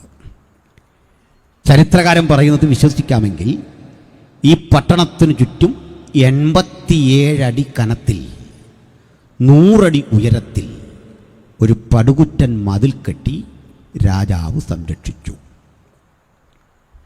ഇതിനകത്തേക്ക് കടക്കാൻ ഒരു പ്രധാന പ്രവേശന കവാടം, ആ പ്രധാന പ്രവേശന കവാടം പണി കഴിപ്പിച്ചത് താമ്രപാളികൾ നിരത്തി സ്ക്രൂ ചെയ്താണ്. ഈ പ്രവേശന കവാടം മനുഷ്യൻ തള്ളിയാൽ തുറക്കില്ല, വലിച്ചാൽ തുറക്കില്ല. സ്പ്രിങ് ആക്ഷനുള്ള കഥ കാണാം. പരിശീലനം സിദ്ധിച്ച ആനകൾ കെട്ടിവലിച്ചെങ്കിൽ മാത്രം തുറക്കുന്ന കഥ. ഇനി ഇതുകൂടാതെ 100 വാതിലുകൾ വേറെയുമുണ്ട്. ഒരു വശത്ത് 25 വീതം ക്രമത്തിൽ 100 വാതിൽ. 101-ാമതായി പ്രധാന പ്രവേശന കവാടം. 87 അടി കനമുള്ള 100 അടി ഉയരമുള്ള മതിൽക്ക് മീതെ കൂടി 2 വീതം കുതിരകളെ കെട്ടിയ 6 രഥങ്ങൾക്ക് സമാന്തരമായി സഞ്ചരിക്കാൻ കഴിയുന്ന ഹൈവേ പോലെയുള്ള വിസ്തൃതി. ഇതിനു മുകളിൽ 250 താഴികക്കുടങ്ങളോടുകൂടിയ വ്യത്യസ്തങ്ങളായ ഗോപുരങ്ങൾ. ആ ഗോപുരങ്ങളിലൂടെ പുറത്തെ ഭൂപ്രദേശങ്ങളെ മുഴുവൻ കാണാൻ കണ്ണാടികൾ പതിപ്പിച്ചു വെച്ചിരിക്കുന്ന പ്രത്യേക ദൃശ്യ സംവിധാനം. എപ്പോഴും ജാഗരൂകരായി ബാബിലോന്യ പട്ടാളം ഈ കോട്ടയ്ക്ക് മുകളിൽ കൂടി സഞ്ചരിക്കുന്നു. ഇതാണ് ബാബിലോന്യ കോട്ട. ഇതിൻ്റെ 101 കതകും എപ്പോഴും അടഞ്ഞു കിടക്കും, തുറക്കില്ല എന്ന് തീർത്ത് പറയാൻ വയ്യ. ഒരു കതകയെ ഒരു ദിവസം തുറക്കൂ. ആ കഥ ഏതെന്ന് രാജാവിനും അടുത്ത അംഗരക്ഷകനും അറിയൂ. സുരക്ഷ പരിഗണിച്ചിങ്ങനെയാണ് ഇത്തരമുള്ളൊരു നാട്. ഇതിൻ്റെ പ്രധാന പ്രവേശന കവാടം ആണ്ടിൽ 4-5 തവണ മാത്രമേ തുറക്കൂ. അതിൻ്റെ പേര് ഇഷ്ടാർ ഗേറ്റ് എന്നാണ്. ഒരു ദേവതയുടെ പേരാണ് ഇഷ്ടാർ. ആ ദേവതയുടെ പേരിലുള്ള പ്രധാന പ്രവേശന കവാടം നാട്ടിൽ ഒരു വർഷത്തിൽ 3-4 തവണ ദേശീയ പ്രാധാന്യമുള്ള ഉത്സവങ്ങളിൽ, ദേവൻ്റെ പെരുന്നാളിൽ, ദേവതയുടെ ഉത്സവ ദിനങ്ങളിൽ മാത്രമേ തുറക്കൂ. ഇതിലേക്കൊന്ന് പ്രവേശിക്കണമല്ലോ. ഇത്രയും പറഞ്ഞ സ്ഥിതിക്ക് ധൈര്യമായിട്ടിരുന്നു, നമ്മളിതിനകത്ത് പ്രവേശിക്കും. അതിൻ്റെ കാരണം നമ്മൾ മലയാളികളാണ്. മനസ്സിലായോ? നമുക്ക് എങ്ങനെയെല്ലാം അത് കയറിയേ പറ്റൂ. നമ്മളെങ്ങനെയാണ് കയറുന്നത്? നേരെ വഴിയുണ്ടെങ്കിലും അല്ലിപ്പിടിച്ച് കയറുന്ന നമ്മുടെ ആ സ്വതസിദ്ധമായ പാരമ്പര്യം. മുകളിൽ കയറുമ്പോഴാണ് ഒരു ചതിവ്. ഇതിനകത്തെ മതിലിനോട് ചേർന്ന് മുതലക്കുളങ്ങൾ, ആ മുതലക്കുളങ്ങളിൽ മുതലകൾ, അവ നമ്മളെ വെട്ടി വിഴുങ്ങും. ഒരു രക്ഷയില്ല, കനത്ത സുരക്ഷ. ഒറ്റ വഴി, എപ്പോഴെങ്കിലും പ്രധാന ഗേറ്റ് തുറക്കുന്ന വേളയിൽ വേണമെങ്കിൽ അനുമതി ഉണ്ടെങ്കിൽ അകത്ത് കടക്കാം. അങ്ങനെ കടന്നാൽ ഒരു കാഴ്ച, ഒരറ്റം മുതൽ അങ്ങേ അറ്റം വരെ വളവും തിരിവുമില്ലാതെ നേരെ കിടക്കുന്ന ഒരു റോഡ്. കീറിയെടുത്ത കല്ലുകൾ മിനുസപ്പെടുത്തി അത് ടൈൽസാക്കി ഒട്ടിച്ചിരിക്കുകയാണ്. അതിൻ്റെ ഇരുവശത്തും തണൽ മരങ്ങളുണ്ട്. ആ തണൽ മരങ്ങളുടെ ശിഖരങ്ങൾ പരസ്പരം മുട്ടി നല്ല ശീതളിമ പരത്തുന്ന അവസ്ഥയിൽ നിങ്ങളിതിൻ്റെ ഉള്ളിലൂടെ പോകുമ്പോൾ അപ്പുറത്തൊക്കെ വെയിലുണ്ടെങ്കിലും നല്ല സുഖമാണ്. ഇനി ഒരു പ്രധാന പാത ഇങ്ങനെ പോകുമ്പോൾ അതിനോട് ചേർന്ന് 12 പാത വലത്തും 12 പാത ഇടത്തും ചെറിയ റോഡുകൾ. തിരച്ചീനമായി സമമളവിൽ ഇതുപോലെ 25 പാതകൾ. ഇടയ്ക്ക് വരുന്ന കളങ്ങൾ പോലെയുള്ള സ്ഥലങ്ങളുണ്ട്. അത് കണക്കുകൂട്ടി നോക്കിയാൽ മതി. അവിടെയൊക്കെ മുന്തിരിത്തോട്ടങ്ങൾ, മനോഹര സുഗന്ധ പുഷ്പങ്ങൾ, വ്യത്യസ്തങ്ങളായ കാർഷിക ഫലങ്ങളുടെ കൃഷിയിടങ്ങൾ, ആ ആകർഷണീയമായ നിരവധി പൂക്കളും ആ മനോഹരമായ നിർമ്മിതികളും, ഇതൊക്കെയാണ് അതിൻ്റെ സവിശേഷത. ഇതിൽ വെള്ളം ലഭിക്കുന്ന എങ്ങനെയാ അത് ഞാൻ പിന്നെ പറയാം. ഈ വഴി കുറേ ദൂരം അങ്ങോട്ട് ചെല്ലുമ്പോൾ ഒത്ത നടുവിലൂടെ യൂഫ്രട്ടീസ് ഒഴുകുന്നു. യൂഫ്രട്ടീസിന് അക്കരെ ഇക്കരെ കടക്കാൻ ഒരു പാലം. ആ പാലത്തിൻ്റെ കൈവരികൾ താമ്രനിർമ്മിതമാണ്. ആ പാലം 2 ഗോപുരങ്ങളിൽ ഘടിപ്പിച്ചിരിക്കുന്നു. തുടക്കത്തിലൊരു ഗോപുരം, തീരുന്നിടത്തൊരു ഗോപുരം. ഈ ഗോപുരത്തിലേക്ക് പ്രവേശിച്ചാലുടൻ 90 ഡിഗ്രി ആംഗിളിൽ ചെരിയുന്ന ഒരു പടിക്കെട്ട്. അതിറങ്ങി താഴെ ചെല്ലുമ്പോൾ നിങ്ങൾ ഒരു ഭൂഗർഭ തുരങ്കത്തിലെത്തി. തുരങ്കം എന്നൊക്കെ കേട്ടപ്പോൾ കുതിരാനാണ് നിങ്ങൾക്ക് ഓർമ്മ വരുന്നത്. അങ്ങനെ പരിമിതപ്പെടുത്തേണ്ട, വിശാലമായൊരു തുരങ്കം. നദിക്കടിയിൽ കൂടി അപ്പുറമിപ്പുറം കിടക്കാനൊരു പാസേജ്. അത് കല്ല് വെട്ടിച്ചെത്തി ഒരുക്കി ആ പാറ തന്നെ കുഴിച്ച് ഇതുപോലെ അടിമകൾ വർഷങ്ങൾ പണി കഴിപ്പിച്ചുണ്ടാക്കിയതാണ്. ഇതിൻ്റെ ഭിത്തിയൊക്കെ മാർബിൾ ഒട്ടിച്ച് മനോഹരമാക്കി അതിൽ ചുണ്ണാമ്പ് ചൂളകളിൽ നിന്നെടുക്കുന്ന ഒരുതരം വാതകത്തിൽ തീ പടർത്തി അതിൻ്റെ പ്രതിഫലനം ഈ മാർബിളിലേക്ക് പടർത്തി. ഇതിനകം മുഴുവൻ കണ്ണഞ്ചിപ്പിക്കുന്ന പ്രകാശമാണ്. ഇതിനകത്ത് അർദ്ധവൃത്താകൃതിയുള്ളൊരു സ്റ്റേജുണ്ട്. അതിൻ്റെ മുമ്പിൽ നിരവധി ചെയറുകൾ, നിരവധി മേശകൾ. ആ മേശകൾക്ക് കുതിരയുടെ ലാടത്തിൻ്റെ ആകൃതിയാണ്. ഇവിടെ അർത്ഥനഗ്നരും നഗ്നരുമൊക്കെയായി നൃത്തം ചെയ്യുന്ന സ്ത്രീ പുരുഷന്മാർ. എപ്പോഴും ഈ കലാപ്രകടനങ്ങൾ നടന്നുകൊണ്ടിരിക്കും. വേദിയിൽ പല നിറത്തിലുള്ള മദ്യക്കുപ്പികൾ, വറുത്ത മാംസക്കഷണങ്ങൾ, ധാന്യങ്ങളിലുണ്ടാക്കിയ വ്യത്യസ്ത തരം ആഹാരങ്ങൾ, വീഞ്ഞു നിറച്ചു വെച്ച വ്യത്യസ്തങ്ങളായ ചഷകങ്ങൾ, ഇതൊക്കെ ഉണ്ട്. ഇതാണ് ശദ്രക്ക്, മേശക്ക്, അബേദ്നെഗോമാർക്ക് ഡിന്നറിന് വിളിച്ചിരിക്കുന്ന സ്ഥലം. മനസ്സിലായോ? ഇതായി കുഞ്ഞുങ്ങൾ വേണ്ടെന്ന് വെച്ചത്. നമ്മളാണ് എന്ത് ചെയ്തേനെ ഒക്കെ പറയാതിരിക്കുക ഭേദം. ആ കുഞ്ഞുങ്ങൾ ഇത് കണ്ടിട്ട് ഫുഡ് നല്ല നിർത്ത് കഴിച്ചില്ല. ഒരു കാര്യം അറിയോ? വൃത്തിയും ശുചിത്വബോധമുണ്ടെന്ന് കരുതിയാൽ ഏത് ഭക്ഷണവും കഴിക്കാൻ നമുക്ക് നിഷിദ്ധമല്ല. അങ്ങനെയല്ലേ? ആരുടെ, ഏത് മതസ്ഥൻ്റെയും ഏതൊരാളിൻ്റെയും ഭക്ഷണം നമുക്ക് നിഷിദ്ധമല്ല. അത് നിഷിദ്ധമാക്കിയ ചിലതുണ്ട്. അത് ഞാൻ നിങ്ങൾക്ക് പരോക്ഷമായി പറയാം. അതാണ് അതിൻ്റെ മര്യാദ. കേൾക്കുക. ഈ കുഞ്ഞുങ്ങൾ എന്തുകൊണ്ട് ഇത് കഴിച്ചില്ല? അതിന് കാരണമുണ്ട്. ഈ ഭക്ഷണം ഇവിടെ വന്നത് മറ്റൊരു സ്ഥലത്ത് നിന്നാണ്. ഇവർക്ക് മാർഡുക്ക് എന്നൊരു ദേവനുണ്ട്. ഇയാൾ മദ്യത്തിൻ്റെ ദേവനാണ്. ആ മാർഡുക്കിൻ്റെ ഒരു നഗ്നബിംബം അപ്പുറത്ത് നിൽപ്പുണ്ട്. ഇതിലേക്ക് വൈൻ ശേഖരിച്ചെടുത്ത് കൊണ്ടുവന്ന ശേഷം ഈ തലമീതയെ പകർന്നിട്ട് അത് ശരീരമാസകലമൊഴുകി താഴെ ഒരു തളത്തിൽ പുളിച്ചു കിടന്നിട്ട് അത് ശേഖരിച്ച് ക്യാനുകളിൽ നിറച്ച് വീര്യം വരുത്തിയാണ് ഇവിടെ കൊണ്ടുവരുന്നത്. ഇനിയും കാളക്കുറ്റൻ്റെ തോലുരിച്ചു മാറ്റി കണ്ടം കണ്ടമാക്കി നുറുക്കി യാഗാദി കർമ്മങ്ങൾക്ക് സമർപ്പിച്ച് 186 പരം ആൾട്ടറുകൾ യാഗപീഠങ്ങളിൽ 90 പരം ഇത്തരം ദേവാലയങ്ങളിൽ സമർപ്പണം ചെയ്ത ഭക്ഷണമാണ് ഇവിടെ കൊണ്ടുവരുന്നത്.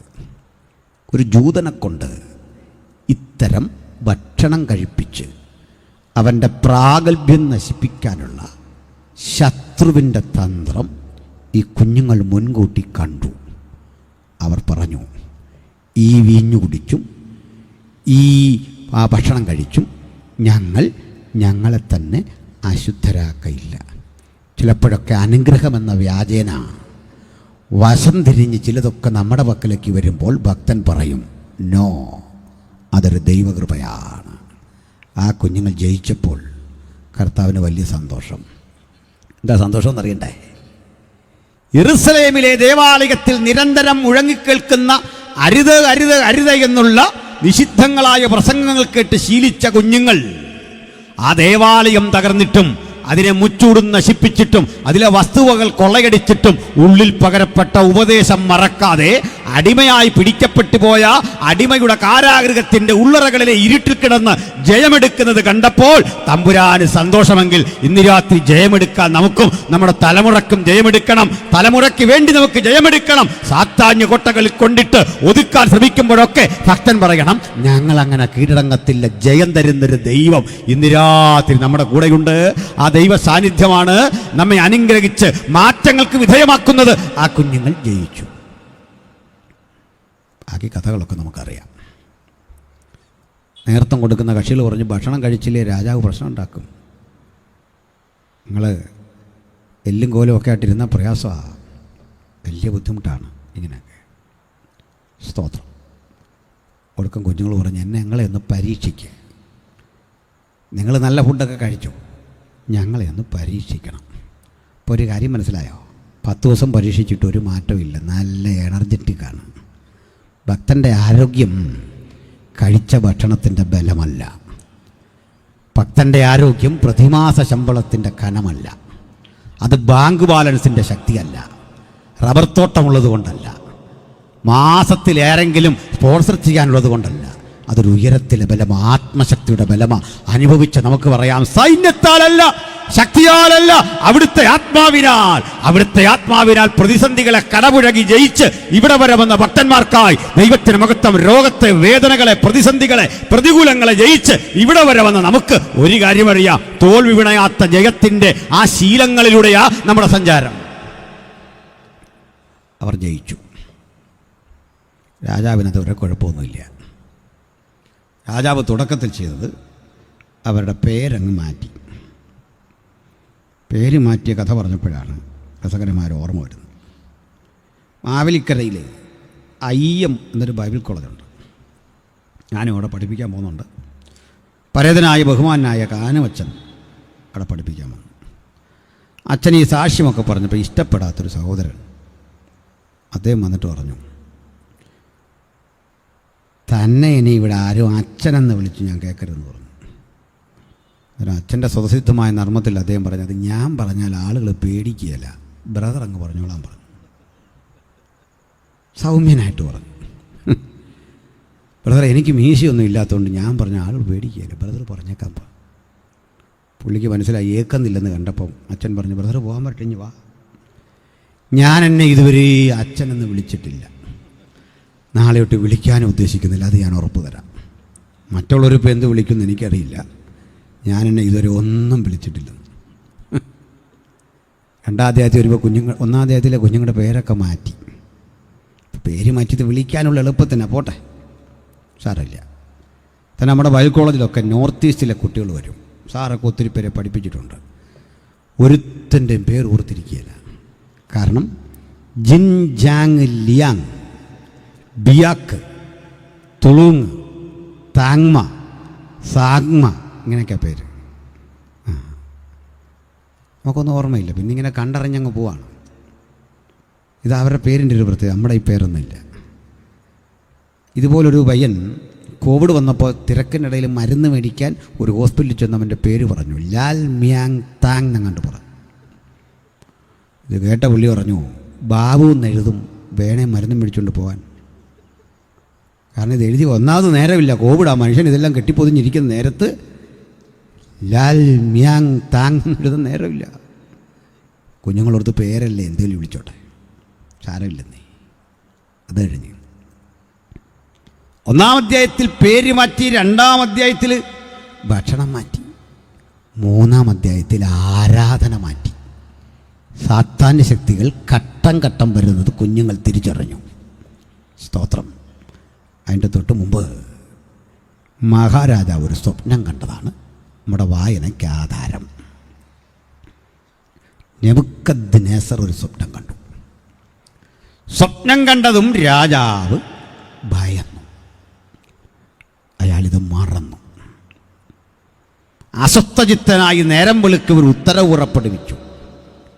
ശകുനവാദികൾ, മന്ത്രവാദികൾ, ആഭിചാരകന്മാർ, ലിസ്റ്റിൽപ്പെട്ട സകല ആളുകളെയും വിളിച്ചിട്ട് പറഞ്ഞു, ഞാൻ ഇന്നലെ കണ്ട സ്വപ്നം മറന്നു, അത് ഓർമ്മിപ്പിക്കണം, അർത്ഥവും പറയണം.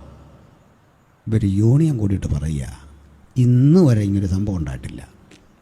രാജാവ് പറയുന്ന ഇന്ന് മുതലൊരു സംഭവം ഉണ്ടാവും, അർത്ഥം പറഞ്ഞില്ലെങ്കിൽ ഉത്തരവ് നടപ്പിലാക്കും, തല വെട്ടും. അന്ന് അവർക്ക് ആ ബോർഡ് ജീവിതത്തിൽ ആദ്യമായി ഭയന്നു. ഭാവി പറയും, ഭൂതം പറയും, വർത്തമാനം പറയും എന്നാണ് എഴുതിയിരിക്കുന്നത്. വർത്തമാനം അവിടെ ആകപ്പാടെ നടക്കുന്നുള്ളൂ. അത് കൃത്യമാണ്. കൃത്യം വർത്തമാനം നടക്കുന്നുണ്ട്. ഞങ്ങളുടെ ഇതുപോലെ ചങ്ങാതി ഭാവി, ഭൂതം, വർത്തമാനം പറയുന്നൊക്കെ എഴുതിയിട്ടുണ്ട്. ഇദ്ദേഹത്തെ ഞങ്ങൾക്കറിയാം. ഒരു ദിവസം ഞാനിങ്ങനെ ജംഗ്ഷനിൽ നിൽക്കുമ്പോൾ ഒരു ക്രൈസ്തവ അമ്മച്ചിയും മോളും കൂടെ വരുന്നു. ഈ കുരിശുമാലയൊക്കെ കണ്ടപ്പോൾ എനിക്ക് മനസ്സിലായി നമ്മുടെ ഏതോ ഒരു വിഭാഗമാണ്. ഇപ്പോൾ എൻ്റെ ഈ വേഷമൊക്കെ കണ്ടപ്പോൾ ഓർത്ത് അച്ഛനാന്നോർത്ത് അടുത്ത് വന്നു. എന്നെ അച്ഛാന്ന് വിളിച്ചു. എന്നെ ആരെങ്കിലും അച്ഛാന്ന് വിളിച്ചാൽ ഇന്ന് വരെ അത് നിരാകരിച്ചിട്ടില്ല. കാരണം ആ കാര്യത്തിൽ പോപ്പിനേക്കാൾ എനിക്ക് പ്രാഗൽഭ്യമുള്ളതുകൊണ്ട്. എന്നോട് വെച്ചാൽ അച്ഛനാണോ ഞാൻ പറഞ്ഞത്. അപ്പോൾ ഈ കാര്യമൊക്കെ ചോദിച്ചിട്ട് അവസാനം പറഞ്ഞു, ഇവിടുന്ന് ഈ പോകുന്ന വഴിക്ക് ഈ ഭൂതത്തെയൊക്കെ വിടുന്ന ഒരാളുണ്ടല്ലോ, എനിക്കങ്ങോട്ടൊരു അയൽക്കാരനല്ലേ, അതുകൊണ്ട് പുള്ളിക്കെതിരെ പറയാനൊരു മടി. അവസാനം ഇവർ ചോദിച്ചു, ഈ അവിടെ ഇങ്ങനെ പോയാൽ ഭൂതം പോകുമോ എന്ന് ചോദിച്ചു. ഞാൻ പറഞ്ഞു, അതെനിക്ക് ഉറപ്പ് പറയാൻ പറ്റില്ല, പക്ഷേ ഭാവി പോകും. മനസ്സിലായില്ലേ? അത് ഞാൻ ഗ്യാരണ്ടി തരാം. സ്ഥിരം ഇവിടെ പോവുകയാണെങ്കിൽ ഭാവിയേ പോയി കിട്ടും. രാജാവ് പറഞ്ഞു, ഭാവി തകർക്കും സകലത്തിൻ്റെയും കുപ്പക്കുന്നാക്കുന്ന പദപ്രയോഗം വായിക്കുമ്പോഴാണ് മനസ്സിലാകുന്നത്. എന്താണെന്നറിയണ്ടേ? മുനിസിപ്പാലിറ്റിയുടെ വേസ്റ്റ് കൊണ്ടിടുമെന്ന്, അവിടെ കൊണ്ട് തട്ടിക്കളയുന്നു, നശിപ്പിച്ച് കളയും. രാജകൽപ്പനയാ. അതിലൊരു തമാശ, വെട്ടാൻ നേരം ആദ്യം പിടിച്ചത് ഇതുമായിട്ട് ഒരു ബന്ധമില്ലാത്തൊരു ദൈവദാസനെ. അപ്പോൾ വെട്ടാൻ എളുപ്പമാണല്ലോ. ഇനി പിടിച്ചു നമ്മുടെ ദാനിയേലിനെ. ഇത് പറഞ്ഞപ്പോൾ ഞാൻ ഒരു സംഭവം കൂടെ ഓർക്കുക. ഞങ്ങളൊക്കെ ബഹുമാനപ്പെട്ട സാറിൻ്റെയൊക്കെ കൂടെ നിരവധി സ്ഥലങ്ങളിൽ ഇങ്ങനെ കർത്താവിനെ പാടാനും പ്രസംഗിക്കാനും ഒക്കെ പോയിട്ടുണ്ട്. ബാംഗ്ലൂരിലൊരിക്കൽ ചെല്ലുമ്പോൾ അതിശക്തമായ ആക്രമണം, കല്ലീറ്, ബാനറെല്ലാം കീറിക്കളഞ്ഞു. വല്ലാത്ത ആക്രമണമാണ്. ഞങ്ങളുടെ പരിശീലനം പക്ഷേ ഞങ്ങളാരും ഓടത്തൊന്നുമില്ല. അവിടെ ഇരിക്കണം, അവിടെ നിന്ന് പോകാനൊന്നും നോക്കിയില്ല. ഇതൊക്കെ സംരക്ഷിക്കുകയും കർത്താവിൻ്റെ സന്നിധിയിൽ ഏറുകൊണ്ടിരിക്കണം. എങ്ങനെങ്കിലും തടയാൻ ആഗ്രഹമുണ്ട്, ബൈബിൾ ഉയർത്തിപ്പിടിക്കുകയേ ചെയ്യാവുള്ളൂ, വേറൊരു വഴിയില്ല. ഞാൻ മറ്റൊരു കഥയാണ് പറയുന്നത്. ഞങ്ങളുടെ ആ ഭാഗത്തൂടെ തിരുവനന്തപുരം മേഖലയിൽ നിന്ന് കുറേ പിള്ളേർ പരസ്യം നടത്തിയാണ്. ആരവിടെ വന്ന് പ്രസംഗിച്ചുകൊണ്ടിരിക്കുകയും ആരാണ്ട് കയറി ഉടക്കി. ഒന്ന് പറഞ്ഞു, രണ്ട് പറഞ്ഞു, അങ്ങനെ പറഞ്ഞു, ഇങ്ങനെ പറഞ്ഞു. അടി, പൂരം അടി. അതിൽ ഈ കൂടെ രണ്ട് വേണ്ടത്ര മാനസാന്തരം വരാത്ത പിള്ളേരുണ്ടായിരുന്നു. ഇവന്മാരങ്ങ് പെരുക്കിക്കളഞ്ഞു. ചുമ്മാ പിള്ളേരെല്ലാം പണി പഠിച്ചവന്മാരെ. ഇടതുകാല് മുമ്പിൽ വെച്ചു, വലതുകാല് പിന്നിൽ വെച്ച് വീശി അടിച്ചു എന്നൊക്കെ പറയുന്ന പോലെ, സിംഹത്തഞ്ചം പിടിച്ച് എന്നൊക്കെ പറയുന്ന രീതികളില്ലേ. ആകെ പ്രശ്നമായി. അവസാനം കേസായി. പോലീസ് പിടിച്ചു, 2 കൂട്ടരെയും വിളിച്ചു. SI ഒരു മാന്യനായിരുന്നു. അദ്ദേഹം ഇങ്ങനെ ചോദിച്ചൊക്കെ വന്നപ്പോൾ ഈ ന്യായം നിന്ന് പ്രസംഗിച്ചവരുടെ ഭാഗത്താണെന്ന് മനസ്സിലായി. അപ്പോൾ ഈ ലോക്കലിലെ പുള്ളികളെല്ലാം ഇങ്ങനെ അടിയൊക്കെ കൊണ്ട് ക്ഷീണിച്ചിരിക്കുകയാണ്. അപ്പോൾ കാര്യങ്ങളെല്ലാം കേട്ട് കഴിഞ്ഞപ്പോൾ ഇവർ പറഞ്ഞു, നിങ്ങളെന്തിനാണ് ഇതൊക്കെ ചെയ്തേ? അപ്പോൾ മറ്റവരോട് ചോദിച്ചു, ഇതൊക്കെയല്ലേ നിങ്ങളെന്തിനാ അങ്ങോട്ട് കയറി? അവരിത് സാങ്ഷനൊക്കെ എടുത്ത് പ്രസംഗിക്കില്ലേ? നിങ്ങളവരെ കയറി തല്ലിയോ? നിങ്ങളല്ലേ തുടങ്ങി വെച്ചേ ബഹളം? നിങ്ങളെന്തിനാ പോയേ? അപ്പോൾ ഈ കൂടുതൽ തല്ലി കിട്ടിയതിൻ്റെ ക്യാപ്റ്റൻ പറയുക കരഞ്ഞുകൊണ്ട്, എൻ്റെ സാറേ, പാസ്റ്റർമാരാന്നോർത്താ ഞങ്ങൾ തല്ലിയേ. പല അർത്ഥമുണ്ടതിന്. ഇങ്ങനെ പോയി അബദ്ധം പറ്റിയവരൊക്കെ ഉണ്ട്. ഞാൻ തിരുവനന്തപുരത്ത് കോവളത്ത് പ്രസംഗിക്കാൻ ചെല്ലുമ്പോൾ മാരുണ്ട് അവിടെ പാടാൻ. പാട്ടൊക്കെ ഞാൻ നടന്നുകൊണ്ടിരിക്കുന്ന ഇടയ്ക്ക് തീരാൻ നേരം പരിചയപ്പെട്ടു. ഞാൻ ചോദിച്ചു, നിങ്ങളാണോ അവിടെയൊക്കെ വന്നേ? ആ, ഞങ്ങളാ അച്ഛാ അവിടെയൊക്കെ വന്നേ. എന്നിട്ട് പറയാ, അച്ഛാ പ്രോഗ്രാം വല്ലതും ഉണ്ടേ പറയണേ. ഞാൻ നിന്നെയൊന്നും ആ പഞ്ചായത്ത് വഴി കണ്ടേക്കല്ലേ, ഇതിങ്ങനെ ധാവിക്കേണ്ട കാര്യമൊന്നുമല്ലെന്ന് മനസ്സിലാകുന്ന ദൈവമക്കൾക്ക്. ആ പോട്ടെ. ഒരാൾ പറയാം പ്രോഗ്രാം ഉണ്ടേ പറയണമെന്ന്. ഈ പ്രോഗ്രാം ഒക്കെ വിട്ടു വന്നവരാണ് നമ്മൾ. ഹല്ലേലൂയ. പിടിച്ചതും ദാനിയേലിനെ വെട്ടാൻ വേണ്ടി വാളിഞ്ഞോട്ട് ഉറയിൽ നിന്ന് ഊരിയെടുക്കുകയും. ദാനിയേൽ സമചിത്തയോട് ചോദിച്ചു, സാറേ നിൽക്ക്, എന്തിനാ വെട്ടുന്നേ? വെട്ടു നിർത്ത്. അപ്പോൾ ഈ വന്നതിലൊരു മര്യാദക്കാരനുണ്ടായിരുന്നു. പുള്ളി പറഞ്ഞു, സാറേ ഇപ്പം ഇണക്കമൊന്നുമല്ല, മോളിൽ നിന്നുള്ള ഓർഡറാണ്. ഇത് സാറിനെ അടക്കം കൊന്നേക്കാൻ ലിസ്റ്റാ. 100 കണക്കിന് ആളുകളെ ലിസ്റ്റൊന്ന് ഓടിച്ച് നോക്കിയിട്ട് പറഞ്ഞു, അതേ മൊത്തം മരവിപ്പിച്ചേക്ക്. രാജകൽപ്പന മരവിപ്പിക്കുക. എന്താ കാര്യം? എടാ ഞാനാ പറഞ്ഞ മരവിപ്പിക്കാൻ, നീ മരവിപ്പിക്ക്. എന്നിട്ട് ഞാൻ ഓടുകയല്ല, എന്നെക്കൊണ്ട് രാജാവിൻ്റെ മുമ്പിൽ നിർത്തണം. മുമ്പിലേക്ക് നിർത്ത, ബാക്കി ഞാൻ ഏറ്റു. ഒരു കാര്യം മനസ്സിലായോ? മുഴങ്കാലിരിക്കുന്ന ഭക്തന് നിയമത്തിൻ്റെ രേഖകളെ അപ്രസക്തമാക്കാൻ കഴിയുന്ന, രാജകൽപ്പനകളെ ദുർബലമാക്കാൻ കഴിയുന്ന ഉയരത്തിലെ രാജാവിൻ്റെ കൽപ്പന അവൻ്റെ ഹൃദയത്തിലുണ്ട്. ഈ ശക്തിയോടെ, ഈ ചിന്തയോടെ വേണം പോകാൻ. അതുകൊണ്ട് നമുക്കെതിരെ വരുന്ന വിധിയെഴുത്തുകളെ മുഴുവൻ മായ്ച്ചു കളയാൻ കഴിയുന്ന, ചട്ടങ്ങളാൽ വിരോധമായ കൈയെഴുത്തുകളെ മുഴുവൻ മായ്ക്കുവാൻ കഴിയുന്ന ഒരു സന്ദേശമാണ് ഈ രാത്രി കേൾക്കുന്ന ദൈവത്തിൻ്റെ വചനം. അതിനെ അങ്ങ് മരവിപ്പിച്ചു. എതിരെ ഉയരുന്ന സകല അധാർമിക ചിന്തയും കണ്ടിട്ട് ഭക്തൻ പറയണം, വിശ്വാസത്താൽ ഞാൻ നിന്നെ റദ്ദ് ചെയ്യുകയാണ്. ഇതാ നമുക്കെതിരെ എഴുതി വച്ചിരിക്കുന്ന വിധികൾ കണ്ടിട്ട് പറയണം, വിശ്വാസത്താൽ ഞാൻ നിന്നെ നിരാകരിക്കുകയാണ്. ഡോക്ടറെ കുറിപ്പടി കണ്ട് പേടിക്കരുത്, സ്കാനിംഗ് റിപ്പോർട്ട് കണ്ട് പേടിക്കരുത്. നമുക്കെതിരെ ഉയരുന്ന, പ്രാണനെതിരെ വിലവേശുന്ന സകലവിധ ആലോചനകളെയും കണ്ടിട്ട് ഭക്തൻ ജയിച്ചിട്ട് പറയണം, വിശ്വാസത്താൽ ഞങ്ങൾ ജയിക്കുന്നു, ഞങ്ങൾ അതിനെ റദ്ദ് ചെയ്യുന്നു, വിശ്വാസത്താൽ ഞങ്ങൾ അതിനെ അതിജീവിക്കുന്നു. ആ രംഗം അങ്ങോട്ട് തുടരുന്ന വായിച്ച് ചെന്നപ്പോൾ പറഞ്ഞു, ഈ രാജാവിനൊരു പ്രശ്നമുണ്ട്. ഈ വ്യാഖ്യാനമൊക്കെ കൃത്യം പറഞ്ഞാൽ പിടിച്ച് ഈ പുള്ളിയെ ദൈവമാക്കും. അതായാലും വലിയ പാടാണ്.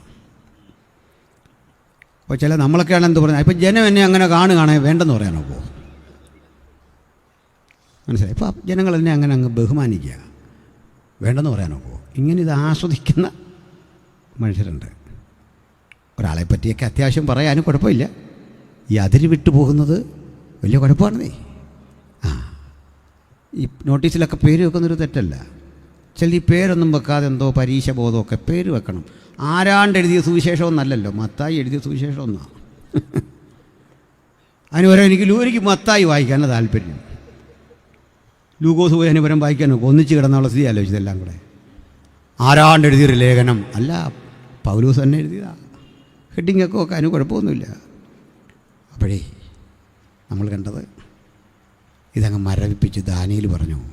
ആദ്യം പറഞ്ഞു, രാജാവേ, ശേഷം മനുഷ്യരെക്കാൾ എനിക്കൊരു വ്യത്യാസമില്ല. നമ്മളിപ്പോൾ അംഗീകരിക്കാത്തൊരു കാര്യമായത്. ഞാൻ ഈ അടുത്ത കാലത്ത് കുട്ടികളെ ന്യൂ ജനറേഷൻ ഒരു ഭാഷയുണ്ട്. പിള്ളേർ പറയല്ലേ, ഭയങ്കര തള്ളാ പുള്ളിയെന്ന്. പഴയ ആൾക്കാർക്ക് അത് അറിയുമോയെന്നറിയത്തില്ല. തള്ളുക എന്ന് പറഞ്ഞതിൻ്റെ അർത്ഥം ചുമ്മാതെ ഇങ്ങനെ സംസാരിക്കുക, വാചകം അടിക്കുക. ഞാനെൻ്റെ ജീവിതത്തിൽ ഇത് ഏറ്റവും അധികം മനസ്സിലാക്കിയത് 2-3 ടൈപ്പ് ആളുകളാണ്. ഒന്ന്, മിലിറ്ററിയിൽ നിന്ന് ജോലി കഴിഞ്ഞ് വന്ന ചേട്ടന്മാർ. പാകിസ്ഥാൻ അവിടെ നിന്ന് ഇങ്ങോട്ടൊരു മിസൈൽ എടുത്തെറിയുകയും ഞാൻ ചായ കുടിച്ചുകൊണ്ടിരിക്കുകയായിരുന്നു. ആ ഗ്ലാസ് അങ്ങോട്ട് മാറ്റി വെച്ചു. ഞാൻ ഈ കൈ കൊണ്ട് പിടിച്ചു, അതായി മുറി വന്നു. പാവം നമ്മുടെ ചെറുപ്പത്തിലൊക്കെ ഇത് വിശ്വസിക്കാതിരിക്കാൻ തരമില്ല. നമ്മൾ നടുങ്ങി കേട്ടിരിക്കുക നേരാണ്. വേറൊരു കൂട്ടരുണ്ട്, ഭൂതത്തെ ഇറക്കുന്ന നമ്മുടെ സഹപ്രവർത്തകർ. സംസാരിച്ചിങ്ങനെ വരുമ്പോൾ പറയത്തില്ലേ, പലരും കേരളത്തിൽ അറിയപ്പെടുന്ന പല ദൈവദാസന്മാരും അവിടെ ചെന്നു, ഭൂതം പോയില്ല. 7 ദിവസം പ്രാർത്ഥന നടന്നു. 7-ാം നാൾ ഈ ഏഴയും പൂഴിയും കൃമിയും ചാരവുമായ പാവപ്പെട്ട ഞാനവിടെ ചെന്നു. അന്ന് വിടുതലായിരുന്നു. ഇതൊന്നും എൻ്റെ പുകഴ്ചയ്ക്ക് വേണ്ടി പറയുന്നതല്ല, കുറച്ചേരം നമുക്ക് ദൈവത്തെ ആരാധിക്കാം. ദാനിയേൽ പറഞ്ഞു, ശേഷം മനുഷ്യരെക്കാൾ എനിക്കൊരു വിശേഷതയില്ല. കർത്താവുള്ളതാണ് നമ്മുടെ എല്ലാം വിശേഷത. യേശു ഇല്ലെങ്കിൽ നമ്മൾ വട്ടപൂജ്യമാന്നേ, വട്ടപൂജ്യം. ഞങ്ങളുടെ സ്കൂളിലെ കൂട്ടുകാരൊരു ഒത്തുചേരലുണ്ടായിരുന്നു. ഞാനൊരു ശരാശരി പഠിക്കുന്ന, ജയിക്കണം, ഈ മഹാകഷ്ടത്തിലൂടെ ജയിക്കാൻ താല്പര്യമില്ല, ശ്രമിച്ച് ജയിക്കണം, ഒരു സെക്കൻഡ് ക്ലാസ്സിലൊക്കെ പാസ്സാകണം, ഈ ഒരു ചിന്തയാണ്. ഫസ്റ്റ് ക്ലാസ് ഒന്നും ഇന്നും വേണ്ട, ഒന്നും വേണ്ട, അങ്ങനെയാണ്. അതിനുള്ളൊരു ബുദ്ധിയൊന്നുമില്ല. അപ്പോൾ എങ്കിലും എന്നെപ്പറ്റി കുറേ കാര്യങ്ങളൊക്കെ സാറുമാർക്ക് ഇങ്ങനെ പ്രതീക്ഷയായിരുന്നു. ചില ടീച്ചർമാർക്കൊക്കെ അറിയാം നമ്മൾ എത്തി നിൽക്കുന്ന സുവിശേഷത്തിൻ്റെ വ്യാപനത്തെപ്പറ്റി, അവർക്കൊക്കെ വലിയ കാര്യം. ഒരു കൂട്ടുകാരൻ വന്നിട്ട് പറയുക, കാര്യം ഇതൊക്കെ ആണെങ്കിലും എൻ്റെ പ്രതീക്ഷ പോലെ നീ ആയില്ലല്ലോടാ. ഞാൻ ചോദിച്ചു, നിന്നോട് ആര് പറഞ്ഞു പ്രതീക്ഷിക്കാൻ? നിൻ്റെ പ്രതീക്ഷ പോലെ ആകാമെന്ന് ഞാൻ വല്ല വാക്കും തന്നു. ഞാൻ അവനോട് തിരിച്ചൊരു കാര്യം പറഞ്ഞാൽ ഇന്ന് പറയാൻ തുടങ്ങുന്നത്, നമ്മുടെ പ്രതീക്ഷകളെക്കാൾ നമ്മൾ എത്തിയെന്നേ. നമ്മളെല്ലാം എത്തി. നമ്മളെവിടെ നിൽക്കേണ്ടവരാ, നമ്മൾ ആരാകേണ്ടവരാ? ക്രിസ്തുവിനോട് കൂടെ നിന്നപ്പോഴാ നമ്മുടെ ജീവിതത്തിൻ്റെ മുഴുവൻ വളർച്ച. യേശുവിനോട് കൂടെ നിന്നതാ നമ്മുടെ ജീവിതത്തിൻ്റെ മുഴുവൻ വിജയം. അതെല്ലാവർക്കും മനസ്സിലാവില്ലല്ലേ? ആ ക്രിസ്തുവിൻ്റെ കൂടെ ചേർന്ന് നിന്നതാ ജീവിതത്തിൻ്റെ മുഴുവൻ അതിജീവനം. ഹല്ലേലൂയ. ശേഷം മനുഷ്യരെക്കാൾ എനിക്കൊരു വിശേഷതയുമില്ല. അടുത്തതാ സത്യം. എങ്കിലും രഹസ്യങ്ങളെ വെളിപ്പെടുത്തുന്ന ഒരു ദൈവം സ്വർഗത്തിലുണ്ട്. ആ ദൈവം മേലാൽ സംഭവിപ്പാൻ പോകുന്നത് രാജാവിനെ അറിയിച്ചിരിക്കുന്നു. തിരുമനസ്സുകൊണ്ട് രാത്രി ഉറങ്ങുമ്പോൾ നാളകൾ എന്താകും എന്നൊരാകാംക്ഷ വന്നപ്പോൾ ദൈവം ഒരു ദർശനം തന്നു. ആകാശത്തോളം എത്തുന്നൊരു വൃക്ഷം, ആകാശത്തോളം എത്തുന്ന ഒരു ബിംബം. വൃക്ഷം 4-ാം അധ്യായത്തിലാണ് ഒരു ബിംബം. അതൊരു സമ്മിശ്ര ലോഹബിംബമായിരുന്നു. ബിംബത്തിൻ്റെ തല തങ്കനിർമ്മിതമാണ്. നെഞ്ചിൻ 2 കൈകളും വെള്ളിയിൽ നിർമ്മിച്ചതാണ്. ആ ബിംബത്തിൻ്റെ ഉദരം താമ്രം കൊണ്ട് നിർമ്മിച്ചതാണ്. തുട ഇരുമ്പ് കൊണ്ട് നിർമ്മിച്ചത്. കാൽ പാതി കളിമണ്ണും പാതി ഇരുമ്പും. ഇതാണ് കണ്ട സ്വപ്നത്തിൻ്റെ ആദ്യ ഭാഗം. ഈ ബിംബം കണ്ട് പേടിച്ചു എന്നാണ് നമ്മളീ പലരും ധരിച്ചല്ല. ഇയാൾ വ്യാവസായിക അടിസ്ഥാനത്തിൽ ഇത് ഉണ്ടാക്കുന്ന പാർട്ടി ഇത് കണ്ടാൽ പേടിക്കുമോ? പേടിക്കുകയല്ല. അവനെ പേടിപ്പിക്കാനൊരു പണി ദൈവം കാണിച്ചു. അവൻ നോക്കിക്കൊണ്ടിരിക്കുക, കൈ തൊടാത്തൊരു കല്ല്. ലോകത്തിലെ സകല കല്ല് എറിയണമെങ്കിൽ, എവിടെങ്കിലും കൊള്ളണമെങ്കിൽ ആരെങ്കിലും എറിയണം. കൈ തൊടാത്തൊരു കല്ല് പാഞ്ഞു വന്ന് കാൽപാദത്തിലടിച്ച് ബിംബത്തെ തകർത്ത് ഇതിൻ്റെ പാർട്സുകളെല്ലാം തവിട് പൊടിയായി പറന്നു. എന്നിട്ട് ഈ കല്ല് വളർന്നു ഒരു മഹാപർവ്വതമായി. ഈ കല്ല് അവനെ ഭയപ്പെടുത്താൻ കാരണം ഒന്ന്, ഇത് കൈ തൊട്ടിട്ടില്ല. രണ്ടാമത്തെ കാര്യം, കല്ല് വളരുന്ന പ്രക്രിയയില്ല, പക്ഷെ ജീവിതത്തിൽ ആദ്യം കല്ല് വളരുന്നത് അവൻ കണ്ടു. കല്ല് വളർന്ന കണ്ടപ്പോൾ മനസ്സിലായി അതിന് ജീവനുണ്ട്. അതൊരു മഹാപർവ്വതമായി തീരുന്ന കാഴ്ച കണ്ടപ്പോൾ താൻ ഇതുവരെ കെട്ടിപ്പൊക്കിയ സകലവിധമായ കാര്യാദികൾക്കും അപ്പുറത്ത് ഒരു ഇടപെടൽ എവിടെ നിന്നോ സംഭവിക്കുന്നു എന്നോർത്ത് പരിഭ്രാന്തിപ്പെട്ടു, സ്വപ്നം മറന്നു. രാജാവേ, നീ ആ ചരിത്രത്തിൻ്റെ തങ്കശോഭയുള്ള ചക്രവർത്തി. നിന്റെ കാലശേഷം പുത്രൻ്റെയൊക്കെ കാലമെത്തുമ്പോഴേക്കും രാജ്യം തകരും. അതിനുശേഷം വീര്യം കുറഞ്ഞ 2 രാജ്യങ്ങളുടെ കോർഡിനേഷൻ വരും. അത് ഉലകത്തെ ഭരിക്കും പേർഷ്യ. അങ്ങകലെ ഇറാനിൽ ആരംഭിച്ച് ഇന്ത്യ വരെ വ്യാപിച്ചു കിടന്ന മഹാസാമ്രാജ്യമില്ലേ പേർഷ്യ. 3ാമത് ഉലകത്തെ മുഴുവൻ കിടുകിടാ വിറപ്പിക്കുന്ന അലക്സാണ്ടർ ദ ഗ്രേറ്റിന്റെ ഗ്രീക്ക് സാമ്രാജ്യം വരും. നാലാമത് ഇരുമ്പ് മുഖം വെച്ച് മനുഷ്യരാശി മുഴുവൻ ഭയപ്പെടുത്തുന്ന റോമൻ യുഗം വരും.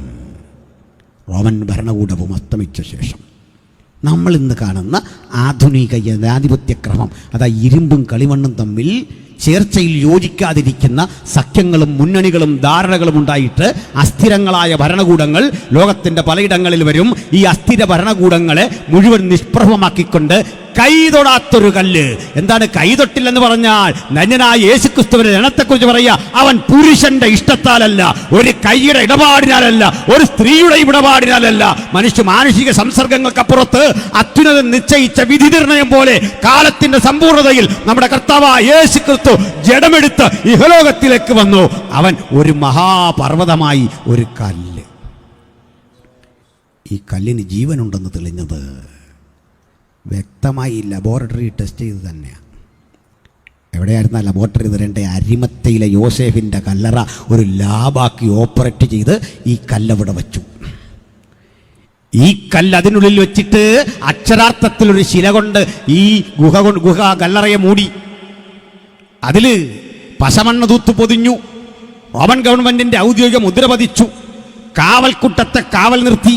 ഒരു കാര്യം മനസ്സിലാക്കണം, പുറത്തടച്ചിരിക്കുന്നതൊരു കല്ലാണെങ്കിൽ അകത്തു വെച്ചതും മറ്റൊരു കല്ല. പക്ഷെ ഈ കല്ലിനൊരു പ്രത്യേകതയുണ്ട്. പുറത്തെ കല്ല് മനുഷ്യൻ കൊത്തിച്ചെത്തി പരിവം വരുത്തി ആ ദൃഢത ഉറപ്പ് വരുത്തിയതാണെങ്കിൽ അകത്തെ കല്ലിന് അതിനില്ലാത്തൊരു പ്രത്യേകതയുണ്ട്, അതിന് ജീവനുണ്ട്. അതുകൊണ്ട് ധന്യനായ പത്രോസ് പറയുക, നിങ്ങളും ജീവനുള്ള കല്ലായ അവന്റെ അടുക്കൽ വന്നിട്ട് ആത്മീയ ഗൃഹമായി പണിയപ്പെടുന്നു. ചിലരെങ്കിലും തെറ്റിച്ചു, ഈ കല്ല് പത്രോസാണെന്ന്. അതുകൊണ്ട് ആ ദൈവം പത്രോസിനെ കൊണ്ട് തന്നെ മറുപടി പറയിപ്പിച്ച് പത്രോസിന്റെ രംഗത്തിൽ പറയാ, നിങ്ങളും ജീവനുള്ള കല്ലായ അവന്റെ അടുക്കൽ വന്നിട്ട്. പത്രോസിനെ യേശു വിളിച്ചു പെട്രോസ് എന്ന് വേണേ പറയാം. നീ പെട്രോസാവും, ഈ ലിത്തോസിന്മേൽ ഞാൻ എൻ്റെ സഭയെ പണിയും. രണ്ട് കാര്യമാണ്. പെട്രോസ് എന്ന് പറഞ്ഞാൽ ഒരു കരിങ്കൽ മട, ക്വാറി, അതിൽ നിന്ന് പൊട്ടിച്ചെടുക്കുന്നൊരു കഷണം ആ ലിത്തോസ്. രണ്ടർത്ഥം. കുട്ടികൾ സ്കൂളിലൊക്കെ പഠിക്കും, ലിത്തോസ്ഫിയർ എന്നൊക്കെ പഠിക്കല്ല. ഈ ലിത്തോസ് ചൂണ്ടിക്കാണിച്ചിട്ട് കഴിഞ്ഞാൽ ഇത് അടിസ്ഥാനമാണ്. ഈ അടിസ്ഥാനത്തിൽ നീ ഒരു വെളിപ്പാട് കണ്ടു. ആ വെളിപ്പാടിൽ നിനക്കൊരു കാര്യം മനസ്സിലായി, നീ ജീവനുള്ള ദൈവത്തിൻ്റെ പുത്രനായ ക്രിസ്തു. ആ വെളിപ്പാടിലാ ദൈവത്തിൻ്റെ സഭ പണിയേണ്ടത്. ആ വെളിപ്പാടിൽ പണി കഴിപ്പിച്ച സഭയെ നോക്കി കർത്താവ് പറഞ്ഞു, പാതാള ഗോപുരങ്ങൾക്ക് അതിനെ ജയിക്കാൻ കഴിയുകയില്ല. ജീവനുള്ള കല്ലായ അവന്റെ അടുക്കലേക്ക് വരാൻ ഈ രാത്രിയും ആഹ്വാനം തുറന്നുകൊണ്ടിരിക്കുക. വിശ്വാസത്താൽ അവന്റെ അരികിലേക്ക് വരാൻ. ഇത് കണ്ട് രാജാവ് നടുങ്ങി. എന്താണ് സംഭവിച്ചെന്നറിയണ്ടേ?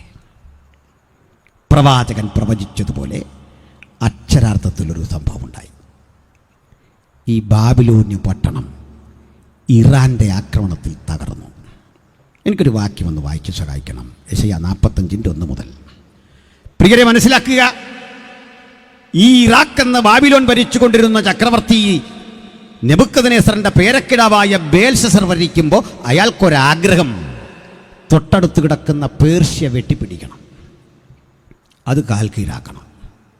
പേർഷ്യൻ രാജാവിൻ്റെ പേര് സൈറസ് എന്നാണ്. അയാളിത് കേട്ടറിഞ്ഞു, എന്നെ ആക്രമിക്കാൻ ഇതാ ബാബിലോന്യ പട വരുന്നു. വായിച്ചാട്ടെ എടുത്തെങ്കിൽ. യഹോവ തന്റെ അഭിഷിക്തനായ കോരശിനോട് ഇപ്രകാരം അരുളി ചെയ്യുന്നു, അവന് ജാതികളെ കീഴടക്കി രാജാക്കന്മാരുടെ അരക്കച്ചകളെ അഴിക്കേണ്ടതിനും കതകുകൾ അവന് തുറന്നിരിക്കേണ്ടതിനും വാതിലുകൾ അടയാതിരിക്കേണ്ടതിനും ഞാൻ അവന്റെ വലം കൈ പിടിച്ചിരിക്കുന്നു. കേൾക്കണേ, ഞാൻ നിനക്ക് പറയാം. പ്രിയരെ, യഹോവ തൻ്റെ അഭിഷിക്തനായ സൈറസ് അഥവാ കോരേശിനോട് ഇപ്രകാരം അരുളി ചെയ്തിരിക്കുന്നു എന്ന് യെശയ്യാവ് മൊഴിയുമ്പോൾ കോരസ് ജനിച്ചിട്ടില്ല.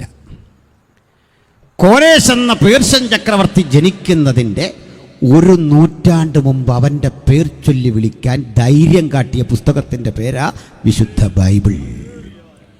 ഈ രാജാവ് എഴുന്നള്ളും, ബാബിലോന്യ ചക്രവർത്തിയെ തകർക്കും. അത് സംഭവിച്ചു.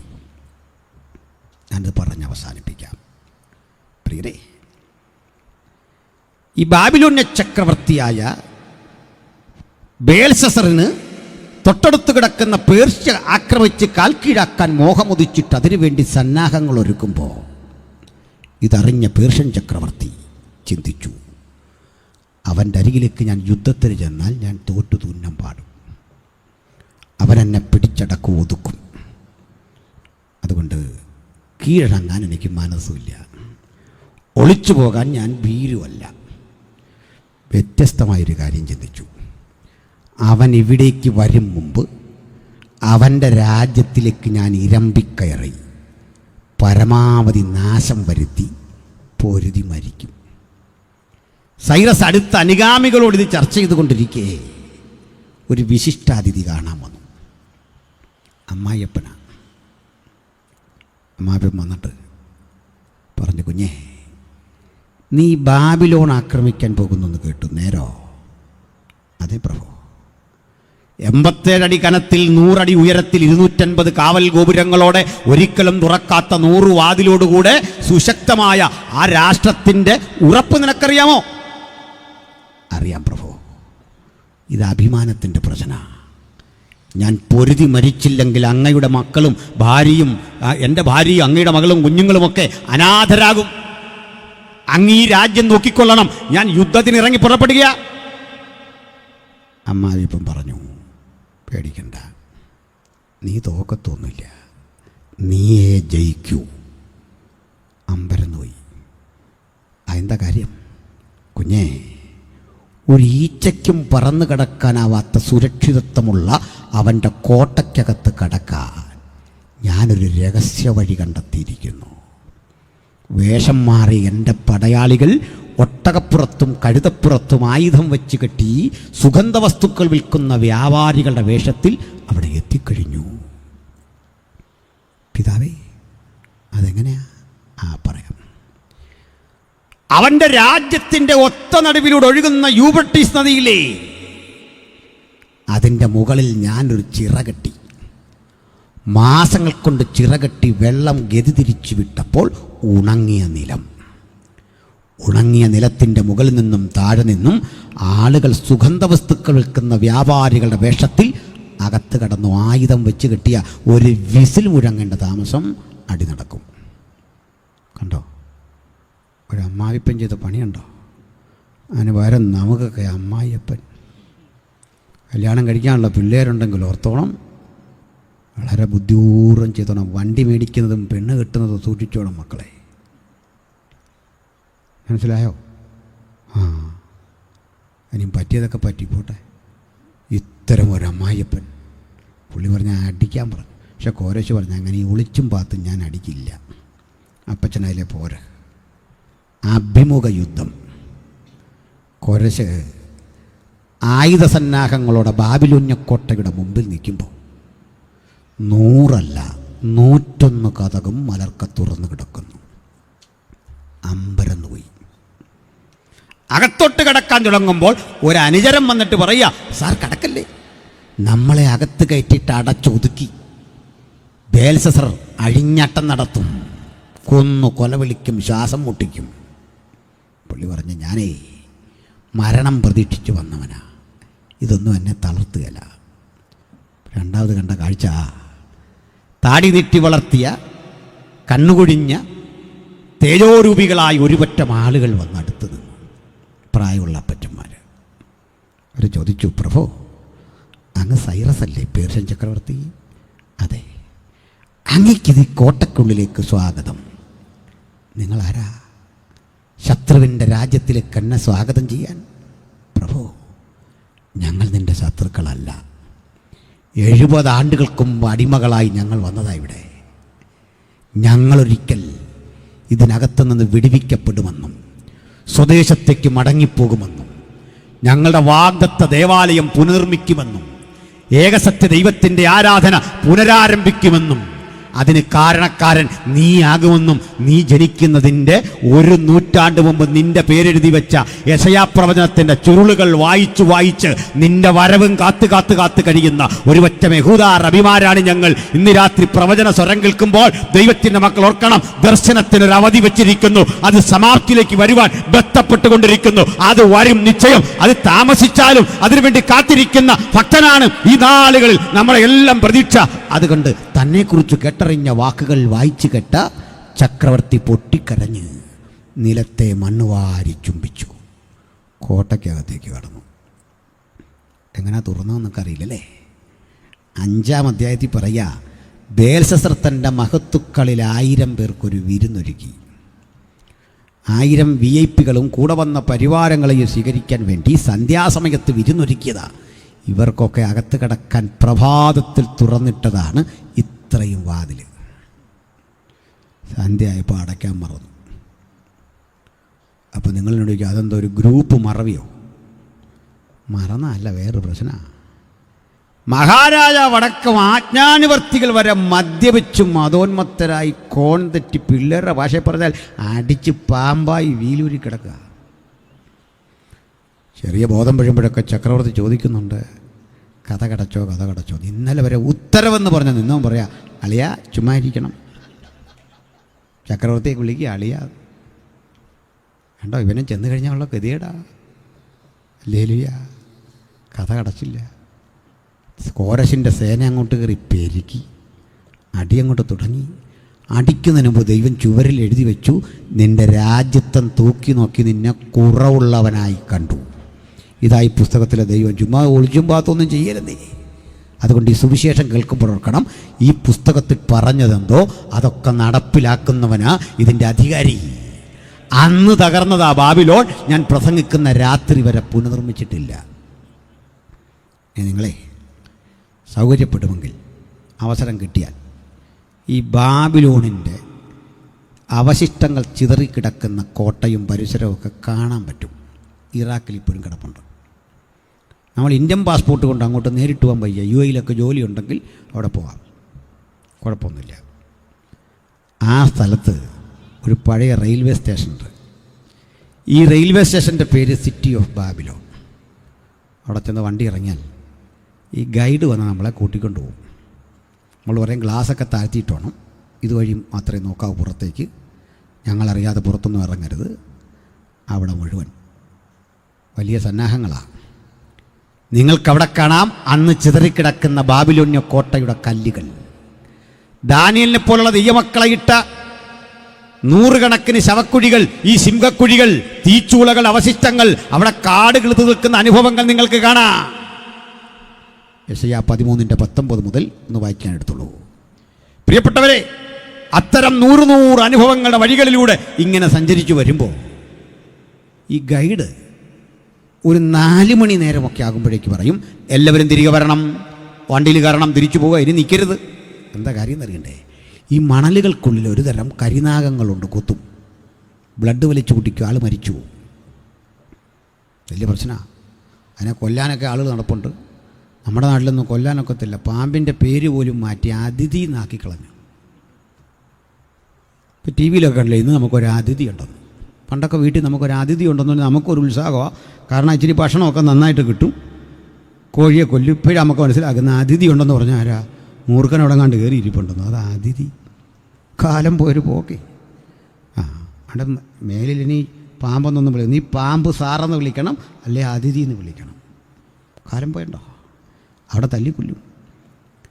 നരിച്ചീറുകൾ, കടവാതിലുകൾ, ഒട്ടകപ്പക്ഷികൾ, കുറുക്കന്മാർ, ഇവർ നമ്മുടെ സാധന സാമഗ്രികളൊക്കെ എടുത്തുകൊണ്ട് പോകും. അതിനാ ഈ വണ്ടിയൊക്കെ അടച്ച് സുരക്ഷമാക്കണം. അങ്ങനെ പോകണമെന്ന് യെശയ്യാ എഴുതി വെച്ചൊരു ഭാഗം കേൾക്കണം. 13:19 മുതൽ പെട്ടെന്നൊന്ന് വായിച്ച്. രാജ്യങ്ങളുടെ മഹത്വവും കൽദയരുടെ പ്രശംസാലങ്കാരവുമായ ബാബേൽ ദൈവം സോദോമിനെയും ഗോമോറയെയും മറിച്ചു കളഞ്ഞതുപോലെ ആയിത്തീരും. ആ അത്യുച്ചകോടിയിൽ, വികസനത്തിന്റെ അത്യുച്ചകോടിയിൽ സ്വർണ്ണ നഗരമായി പണ്ട് കണ്ടിരുന്ന ബാബിലോണിനെ നോക്കി പ്രവാചകൻ പറഞ്ഞു, രാജ്യങ്ങളുടെ മഹത്വവും കൽദയരുടെ പ്രശംസാലങ്കാരവുമായ ബാബേൽ ദൈവം നിന്നെ സോദോമിനെയും ഗൊമോറയെയും ആക്കിയതുപോലെ ആക്കും. പിന്നെ അതിൽ ഒരു നാളും കുടിപ്പാർപ്പുണ്ടാകിയില്ല. പിന്നെ തലമുറ തലമുറയോളം അതിൽ ആരും വസിക്കുകയുമില്ല. പിന്നെ അറബിക്കാരൻ അവിടെ കൂടാരം അടിക്കുകയില്ല. പിന്നെ ഇടയന്മാർ അവിടെ ആടുകളെ കെടുത്തുകയുമില്ല. മരുമൃഗങ്ങൾ അവിടെ കിടക്കും. അവരുടെ വീടുകളിൽ മൂങ്ങ നിറയും. ഒട്ടകപക്ഷികൾ അവിടെ പാർക്കും. പിന്നെ ഭൂതങ്ങൾ അവിടെ നൃത്തം ചെയ്യും. അവരുടെ അരമനകളിൽ ചെന്നായ്ക്കളും അവരുടെ മനോഹര മന്ദിരങ്ങളിൽ കുറുനരികളും ഓളിയിടും. മതി. ആ സ്ഥലത്ത് ഇന്ന് ചെന്നാൽ ഇതൊക്കെ നിങ്ങൾക്ക് കാണാം. കുറുനരികൾ ഓലിയിടുന്ന, ചെന്നായ്ക്കൾ ചാടി നടക്കുന്ന, കരിനാഗങ്ങൾ ഇഴയുന്ന ഒരു ശവപ്പറമ്പ് പോലെ മഹാനായ നെബൂഖദ്നേസറിന്റെ ഭരണകൂടത്തിന്റെ ക്യാപിറ്റൽ സിറ്റി ഇടിച്ച് തകർത്ത് തരിപ്പണമാക്കിയ വാഗ്ദത്തങ്ങളുടെ പുസ്തകമായി ഇതെങ്കിൽ നിനക്കെതിരെ വരുന്ന ഒരായുധവും വലിക്കാതെ ഫലപ്രദമായി സംരക്ഷിക്കാമെന്ന് ഈ പുസ്തകം പറഞ്ഞത് അക്ഷരാർത്ഥത്തിൽ നിറവേറുന്നത് കൊണ്ടാണ് ഞങ്ങൾ വിശ്വസിക്കുന്നത്. ഇത് ദൈവത്തിന്റെ വചനം. ഈ ദൈവവചനം പറഞ്ഞ ഏറ്റവും പ്രധാനപ്പെട്ട പ്രവചനങ്ങളെല്ലാം നിറവേറി. ഇനി നിറവേണ്ടത് ഗൗരവമേറിയ ഒരു കാര്യവും അതിൻ്റെ അനുബന്ധങ്ങളും മാത്രമാണ്. അതെന്താണെന്ന് വിശ്വാസമുഖത്തിനറിയാം. നമ്മുടെ കർത്താവ് വരാറായി.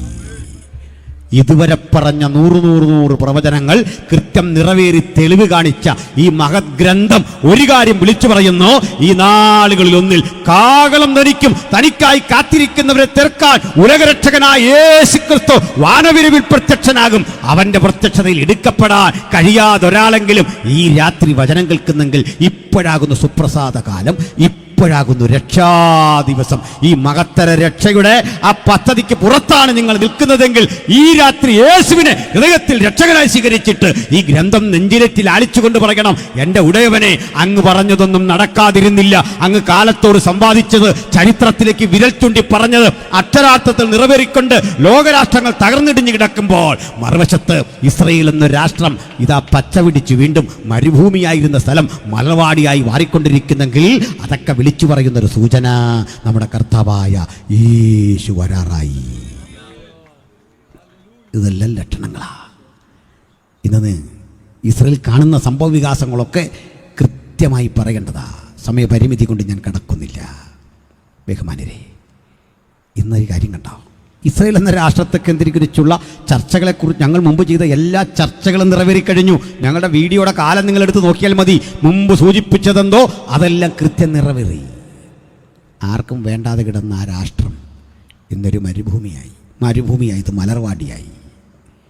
ഡേവിഡ് ബെൻ ഗൂരിയോൻ അധികാരമേറ്റ് സത്യപ്രതിജ്ഞ ചെയ്ത് ആദ്യത്തെ ഭരണാധികാരിയായി 48-ൽ സത്യപ്രതിജ്ഞ ചെയ്യുമ്പോൾ അദ്ദേഹത്തെ വരവേൽക്കാൻ വേണ്ടി കൊടുക്കാൻ പൂക്കളില്ലാത്ത രാജ്യമായിരുന്നു. പൂക്കളില്ല, മരുഭൂമിയാണ്. ഒരു കാര്യമോ, പാരീസിലേക്ക് ഫ്ലൈറ്റ് ചാർട്ട് ചെയ്ത് പൂമാലകളും ബൊക്കകളും വരുത്തി കൊടുത്തു അദ്ദേഹത്തിന്. അത്ര ദരിദ്രാവസ്ഥയിലായിരുന്നു. പണമുണ്ട്, ഈ രാജ്യം വളരെ ദരിദ്രാവസ്ഥയിലാണ്. ആളുകളുടെ കയ്യിൽ പണമുണ്ട്. വിദേശത്തൊക്കെ വ്യാപാരം ചെയ്ത് കോടിക്കണക്കിന് ഡോളറും കൊണ്ടാണ് ചെന്നത്. പക്ഷെ രാജ്യം ശുഷ്കമാണ്, മരുഭൂമിയാണ്.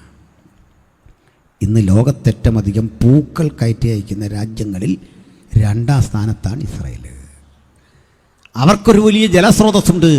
അതിൻ്റെ പേരാണ് ഗലീലിയക്കടൽ, ശുദ്ധജലം. മിഡിൽ ഈസ്റ്റിലെ ഒരേ ഒരു ശുദ്ധജല സ്രോതസ്. ആ വെള്ളം അമിത ഉപയോഗം കൊണ്ട് കുറയാൻ തുടങ്ങി. കുറഞ്ഞ് കാശ്മീരിൻ്റെ ഏറിയ താണ് വന്നപ്പോൾ സിറിയ, ഈജിപ്റ്റ്, യോർദാൻ ഈ രാജ്യങ്ങളിലെ ശാസ്ത്രസംഘം ഐക്യരാഷ്ട്രസഭയുടെ കീഴിൽ സമ്മേളിച്ചുകൊണ്ട് ഇതേക്കുറിച്ച് പഠിക്കാൻ ചെന്നിട്ട് പറഞ്ഞു, 1996 ആകുമ്പോഴേക്കും ഗലീലിയക്കടൽ വറ്റും, വെള്ളം കിട്ടാക്കനിയാകും. മിഡിൽ ഈസ്റ്റിൽ 1 ലിറ്റർ പെട്രോളിന് കൊടുക്കേണ്ടതിൻ്റെ 10 മടങ്ങ് വില കൊടുത്തെങ്കിലേ 1 ഗ്ലാസ് വെള്ളം ദാഹത്തിന് കിട്ടൂ. ഈ സ്ഥിതിയിലേക്ക് ഇസ്രയേൽ മാറും. അവർ വിട്ടില്ല. വെള്ളം ഉപയോഗിക്കാതിരിക്കാനും വയ്യല്ലോ. മെഡിറ്ററേനിയൻ സമുദ്രത്തിലെ ഉപ്പുവെള്ളം പമ്പ് ചെയ്ത് നേരെ ഹെർമോന്യ മലയുടെ മുകളിൽ കയറ്റി. ആ മലമുകളിൽ വെച്ച് വെള്ളം ശുദ്ധീകരിച്ച് ക്വാളിറ്റി ഉള്ള ഉപ്പുണ്ടാക്കി. അവശേഷിച്ച വെള്ളം ശുദ്ധീകരിച്ച് മിനറൽസ് ഓരോന്ന് വേർതിരിച്ച അനന്തരം ഗലീലക്കടലിലേക്ക് തിരിച്ചൊഴുക്കി. ഉപ്പുവെള്ളം ശുദ്ധീകരിച്ച് ഗലീലിയക്കടലിൽ തിരിച്ചൊഴുക്കിയപ്പോൾ വെള്ളം ഉയരാൻ തുടങ്ങി. അത്ഭുതമൊന്നുമല്ല. 96 അതിനുള്ളിൽ ഇത് വറ്റി വരണ്ട് നാമാവശേഷമാകുമെന്ന് കണ്ടെത്തിയ ശാസ്ത്രസംഘം വന്ന 3 രാജ്യങ്ങളുണ്ട്. സിറിയ, ഇന്ന് സിറിയൊന്നുമില്ല, സിറിയ, യോർദാൻ, ഈജിപ്റ്റ്. ഈ 3 രാജ്യങ്ങളിലേക്ക് 93-ൽ 3 വർഷങ്ങൾക്ക് മുമ്പ് തന്നെ കുപ്പിവെള്ളം കയറ്റി അയച്ച് ലാഭം കൊയ്യുന്ന രാജ്യമായി. എന്താ രാജ്യത്തിലുള്ള സയൻറ്റിസ്റ്റുകളുടെ തല, അവരുടെ ബുദ്ധിവൈഭവം എന്താ? അതിന് കാരണം ഒത്തിരി ഉണ്ടേ. ഞാനതിലേക്കൊന്നും കടക്കുന്നില്ല, നേരവുമില്ല. ഈ രാജ്യം തളിർത്ത് പച്ച വിടുന്നത് കാണുമ്പോൾ ഞങ്ങൾക്ക് രാഷ്ട്രീയപരമായ യോഗ്യമൊന്നും അല്ലെന്നേ. അങ്ങനെ എന്തായിരിക്കില്ലേ, അങ്ങനെയൊന്നും ചിന്തിക്കരുത്. സ്തോത്രം. ഞാനിത് പറയുമ്പോൾ കോവളം വഴി ഞാൻ ട്രിവാൻഡ്രത്തൊരു കൺവെൻഷന് പോകുമ്പോൾ കുറേ പേര് ഈ ഒരു ബോർഡും ഒക്കെ പിടിച്ചൊരു സമരം, ഒരു ജാഥ വരിക. അപ്പം ഞാൻ വണ്ടി സൈഡിൽ ഒതുക്കി ഒരു ചായ കുടിച്ചേക്കാൻ നിർത്തടുത്ത കടയിലേക്ക് കയറി. ഇവരും അവിടെ കൊണ്ട് നിർത്തി ഒരു വിശദീകരണ യോഗമാണ്. ഇപ്പം ഞാൻ ഈ ബോർഡ് വായിച്ചപ്പോൾ പാലസ്തീൻ ഐക്യദാർഢ്യം. അപ്പം ഞാനിവരുടെ ഈ ലേഖയൊക്കെ മേടിച്ചു, പുസ്തകങ്ങളൊക്കെ വില കൊടുത്ത് മേടിച്ചു. എന്നോട് വലിയ താല്പര്യം തോന്നി. ഞാൻ പറഞ്ഞു, സാറേ ഇതെന്തുവാ? അപ്പോൾ അതിലൊരാൾ പറഞ്ഞു, അറിഞ്ഞില്ലേ, നിങ്ങളെപ്പോലുള്ളവർ അറിയണമല്ലോ, സ്ത്രീകൾ, കുഞ്ഞുങ്ങൾ, പിഞ്ചോമനകൾ പാലസ്തീനിൽ നിഷ്കരുണം കൊല്ലപ്പെടുകയാണ്. അവർക്ക് ഐക്യദാർഢ്യം പ്രഖ്യാപിച്ചുകൊണ്ട് ഞങ്ങളൊരു സമ്മേളനം നടത്തുക, പദയാത്ര ഈ സമ്മേളനവും. ഞാൻ പറഞ്ഞു, എൻ്റെ എല്ലാ പിന്തുണയും നിങ്ങൾക്കൊണ്ട്. നേരമില്ലല്ലേ, ഞാനിവിടെ 2 വാക്ക് പറഞ്ഞിട്ടേ പോകുള്ളായിരുന്നു. അവർക്ക് വലിയ സന്തോഷമായി. എൻ്റെ പിന്തുണ ഇപ്പോഴും ഞാൻ പിൻവലിച്ചിട്ടില്ല. എൻ്റെ കാരണം എനിക്കതിനോട് യോജിപ്പേ ഉള്ളൂ. കാരണം പ്രശ്നം നടക്കുന്നത് പാലസ്തീനിൽ, പ്രകടനം നടക്കുന്ന കോവളത്ത്. നല്ല കാര്യമാണ്. തടി കേടാകാതിരിക്കാൻ അതാ നല്ലത്. ആരോഗ്യത്തിന് ഏറ്റവും നല്ലത് പ്രകടനം ചേലക്കരെ നടത്തിക്കോണം. അങ്ങോട്ട് എല്ലാം പാടില്ലായിരുന്നോ? പുകച്ചിട്ട് പോസ്റ്റ്മോർട്ടം ചെയ്യാൻ പോലും കിട്ടത്തില്ല. ആവിയായി പോകുന്ന ടെക്നോളജി. നമ്മൾ അവരോട് കൂടുതൽ ആയുധം വാങ്ങും. ഇന്ത്യ ലോകത്തെ ഏറ്റവും വലിയ ആയുധ ഉൽപ്പാദകരിൽ ഇസ്രയേൽ അവരോട് ഏറ്റവും അധികം ആയുധം വാങ്ങുന്നൊരു രാജ്യമാണ് ഇന്ത്യ. പക്ഷേ കുഴപ്പമുണ്ടേ, അവൻ ഈ റൈഫിളും പ്രധാനപ്പെട്ട ആയുധങ്ങളൊക്കെ തന്നിട്ട് നമുക്കൊന്ന് അരിശം കയറിയിട്ട് നേരെ അവനിട്ട് കൊടുത്തേക്കാന്ന് ഓർത്തൊന്ന് വലിച്ചു നോക്കിയോ, വർക്ക് ചെയ്യല. ഇത് പ്രോഗ്രാം ചെയ്ത് വെച്ചിരിക്കുന്ന അങ്ങനെയാന്ന്. ഏവനിട്ട് വടിച്ചോണം, പക്ഷേ ഇങ്ങോട്ട് തിരിഞ്ഞാൽ കളി മാറും, ഏക്കുകയല്ലെന്ന്. മനസ്സിലായോ? അത്ര ആയുധമാണ് കൊടുത്തിരിക്കുന്നത്. അതവർ ഫ്രീ ആയിട്ട് ആർക്കും ആയുധം ഇങ്ങനെ ഡിസ്ട്രിബ്യൂട്ട് ചെയ്തുകൊണ്ടിരിക്കുക. ആർക്ക് വേണം വില തരിക, തന്നേക്കാം. നിങ്ങൾ ഏത് സാധനം ഞങ്ങൾ ഉണ്ടാക്കിയത് പ്രയോഗിച്ചാലും ഒരു ജൂതനും ഏക്കുകയില്ല. ഒരു ജൂതൻ ഇവിടെ ഇരുന്നാൽ പോലും പ്രയോഗിക്കുന്ന ആയുധം അവനെ ബാധിക്കാത്ത വിധത്തിൽ, അവൻ്റെ ജനിതക ഘടനയുടെ രഹസ്യം കണ്ടെത്തി അവനെ ബാധിക്കാത്ത വിധത്തിലാണ് ഇത് ചാർട്ട് ചെയ്ത് പ്രോഗ്രാം ചെയ്ത് വെച്ചിരിക്കുന്നത്. അവനോട് കയറി കളിച്ച് ആവശ്യമില്ലാത്തവരൊന്നും പോകരുത്, വിജയിക്കില്ല. വചനം പറയുന്നുണ്ടേ, അന്നാളിൽ അവരിൽ ഏറ്റവും ചെറിയവൻ ദാവീദിനെ പോലെ യോദ്ധാവായി മാറും. ഏറ്റവും ചെറിയവൻ ആരെപ്പോലെ ഇരിക്കും? ദാവീദിനെ പോലെ യോദ്ധാവ്. അപ്പോൾ വലിയവൻ്റെ കാര്യം പറയാനുണ്ടോ? ഇതൊക്കെ വായിക്കണം. നിങ്ങളേ, ക്രൈസ്തവരല്ലാത്ത ചില ആളുകൾ, ഞങ്ങളെപ്പോലെ അല്ലാത്ത ചില ആളുകൾ ABC ന്യൂസൊക്കെ ചാനലൊക്കെ ഉണ്ടല്ലോ, അത് പോയി കാണണം. ഈ പുസ്തകത്തിൻ്റെ ഉള്ളടക്കങ്ങളെ വിശദീകരിച്ചുകൊണ്ട് ചില സുഹൃത്തുക്കൾ, അക്രൈസ്തവരായ സഹോദരന്മാർ അവിടെ നടക്കുന്ന സംഭവവികാസങ്ങൾ വിശദീകരിക്കുന്നുണ്ട്. ആവേശം വരുന്ന വിധത്തിലെ കഥകൾ. അതിൽ ചെറിയ ടെക്നിക്കൽ ഇറേഴ്സൊക്കെ ഉണ്ട്, അത് പോകട്ടെ. പക്ഷേ ഈ പുസ്തകത്തിൻ്റെ സർവ്വസ്വാധീനത, അത് മുമ്പോട്ട് വച്ച പ്രവചനത്തിൻ്റെ ശക്തി, അതോർത്ത് ഞാൻ ദൈവത്തെ മഹത്വപ്പെടുത്തുകയാണ്. ഇന്നിവിടം വിട്ടുപോകുമ്പോൾ ഈ പുസ്തകം ഹൃദയത്തിൽ ഏറ്റെടുക്കണം. ഇതിൻ്റെ ജനയിതാവിനെ ഹൃദയത്തിൽ സ്വീകരിക്കണം. അവൻ നമ്മുടെ ജയമാണ്, അവൻ നമ്മുടെ ആഘോഷമാണ്, അവൻ നമ്മുടെ ആനന്ദമാണ്. ഇസ്രയേൽ ഇങ്ങനെ പച്ച പിടിക്കുന്ന കാണുമ്പോൾ അതിൽ പറഞ്ഞൊരു കാര്യം ഇങ്ങനെയാണ്: ഒടുക്കം ജീവൽ പ്രതിസന്ധിയുടെ കാഠിന്യത്തിൽ അവർ കുത്തിയവങ്കലേക്ക് നോക്കും, അവർ പീഡിപ്പിച്ചവങ്കലേക്ക് നോക്കും. അവർ വിലാപ്പുറം കുത്തിത്തുളച്ച്, കൈകാലുകൾ കുത്തിത്തുളച്ച് മാരക മരക്കുരിശിൽ അടിച്ചു കൊന്ന ക്രൂരതയുടെ പര്യായമായ യഹൂദപ്പരിശകൾ ചെയ്തുകൂട്ടിയ പാപത്തിൻ്റെ അനന്തരഫലമായി സംഭവിച്ച സംഭവവികാസങ്ങളുടെ മറുകരയിൽ എന്തൊക്കെ കാര്യങ്ങളുണ്ടായി നമുക്കറിയാം. നസ്രായൻ യേശുവിനെ ക്രൂശിക്കാൻ ഏൽപ്പിച്ചിട്ട് പീലാത്തോസ് വിളിച്ചു പറഞ്ഞു, അവൻ്റെ രക്തത്തിൽ എനിക്ക് പങ്കില്ല. കൈ കഴുകി മാറിയപ്പോൾ ആ അറംകൊലയ്ക്ക് കൂട്ടുനിന്ന് ജൂതന്മാർ വിളിച്ചു പറഞ്ഞു, അവൻ്റെ രക്തം ഞങ്ങളുടെ മേലും സന്തതി മേലും വരട്ടെ. പരിണിതഫലമായിട്ട് എന്തു പറ്റി? ഹിറ്റ്ലർ, മുസോളിനി, അറിയപ്പെടുന്ന സർചക്രവർത്തിമാർ ഉലകത്തിൻ്റെ പലയിടങ്ങളിൽ നിന്ന് ലക്ഷക്കണക്കിന് ജൂതന്മാരുടെ ശവശരീരങ്ങൾ കൊണ്ട് യൂറോപ്പിൻ്റെ കിടങ്ങറ മുഴുവൻ നിറച്ച് അവരെ ഉന്മൂലനം ചെയ്യാൻ ശ്രമിച്ചപ്പോൾ യേശുക്രിസ്തുവിന്റെ രക്തത്തെ, അതിന്റെ ശക്തി ചൈതന്യത്തെ ഉള്ളളവിൽ ഏറ്റെടുക്കാൻ കഴിയാതെ ഒരു ജനതയ്ക്ക് പതനം വന്നപ്പോൾ മറുഭാഗത്ത് നമ്മളും പറഞ്ഞു, ആ രക്തത്തിന്റെ ശക്തി ഞങ്ങളിലേക്കൊന്ന് വരട്ടെ, ഞങ്ങളുടെ തലമുറകളിലേക്ക് വരട്ടെ. അത് പ്രതീക്ഷിക്കുന്നവർക്കായി ദൈവത്തിന് സ്തോത്രം. ചിലക്കത് ന്യായവിധിയുടെ അടയാളമായി മാറിയപ്പോൾ യേശുവിന്റെ രക്തം നമുക്ക് വിടുതലായി, രോഗശാന്തിയായി, പാപത്തിൽ നിന്നുള്ള മോചനമായി ഇന്ന് രാത്രിയും വ്യാപരിക്കുന്നെങ്കിൽ അവന്റെ പുത്രനായ യേശുവിന്റെ രക്തം ചൂണ്ടിക്കാണിച്ചുകൊണ്ട് ഉലകത്തോട് പറയാ, അവന്റെ പുത്രന്റെ രക്തത്തിൽ നമുക്ക് അതിക്രമങ്ങളുടെ മോചനം എന്ന് വീണ്ടെടുപ്പുണ്ട്. കാൽവരുടെ കൊലമരത്തിൽ നിന്ന് മനുഷ്യരാശിയുടെ പാപത്തിന്റെ പരിഹാരത്തിനായി ഒഴുകുന്ന പുണ്യാക രക്തത്തിൽ നമ്മുടെ അതിക്രമങ്ങളെ മുഴുവൻ അവൻ എന്നേക്കും ക്ഷമിച്ച വിളംബരം അവിടെ നടക്കുന്നു. ആ രക്തത്തെ നോക്കി, ആ ക്രൂശിനെ നോക്കി നമുക്ക് ഹൃദയത്തിൽ ഏറ്റെടുത്തിട്ട് പറയാം, അങ്ങാണ് ഞങ്ങളുടെ രക്ഷകൻ. ഈ രക്ഷകനെ ആർക്ക് വേണം? ഈ രക്ഷക സാന്നിധ്യം ആർക്ക് വേണം? അതിലെ പ്രധാനപ്പെട്ടൊരു കാര്യം ഞാൻ സൂചിപ്പിക്കാം. രോഗിയാണോ നിങ്ങൾ? തീർച്ചയായിട്ടും സൗഖ്യമുണ്ടേ. അത് ഞങ്ങളുടെയൊക്കെ അനുഭവമാണ്. സ്തോത്രം. ഇന്നും അത് അനുഭവിക്കുന്ന ദൈവമക്കളെ ഓർത്ത് ഞാൻ ദൈവത്തിന് മഹത്വം അർപ്പിക്കുന്നു. ഞങ്ങളാരും ദിവ്യന്മാരല്ല, ഞങ്ങളാരും അത്ഭുത പ്രവർത്തകരല്ല. പക്ഷെ ഞങ്ങൾ പ്രവർത്തിക്കുന്ന, പ്രസംഗിക്കുന്ന യേശുവിന് ചെയ്യാൻ കഴിയാത്ത ഒരു കാര്യവുമില്ല. അവിടുത്തെ കൊണ്ട് അസാധ്യമായ ഒരു കാര്യവുമില്ല. അതുകൊണ്ട് ഞങ്ങൾ പറയുന്നത്, ശേഷം മനുഷ്യരെക്കാൾ ഞങ്ങൾക്കൊരു വിശേഷതയുമില്ല. ഞങ്ങൾ പ്രസംഗിക്കുന്നവൻ വിശേഷതയുള്ളവൻ, അസാധാരണത്വമുള്ളവൻ, അവന് തുല്യനായി ഒരുവനുമില്ല. അവനോട് തുലനം ചെയ്യാൻ ഒരു ശക്തിക്കും കഴിയുകയില്ല. അവിടുന്ന് ഇന്ന് രാത്രി നമ്മുടെ മധ്യത്തിലുണ്ട്.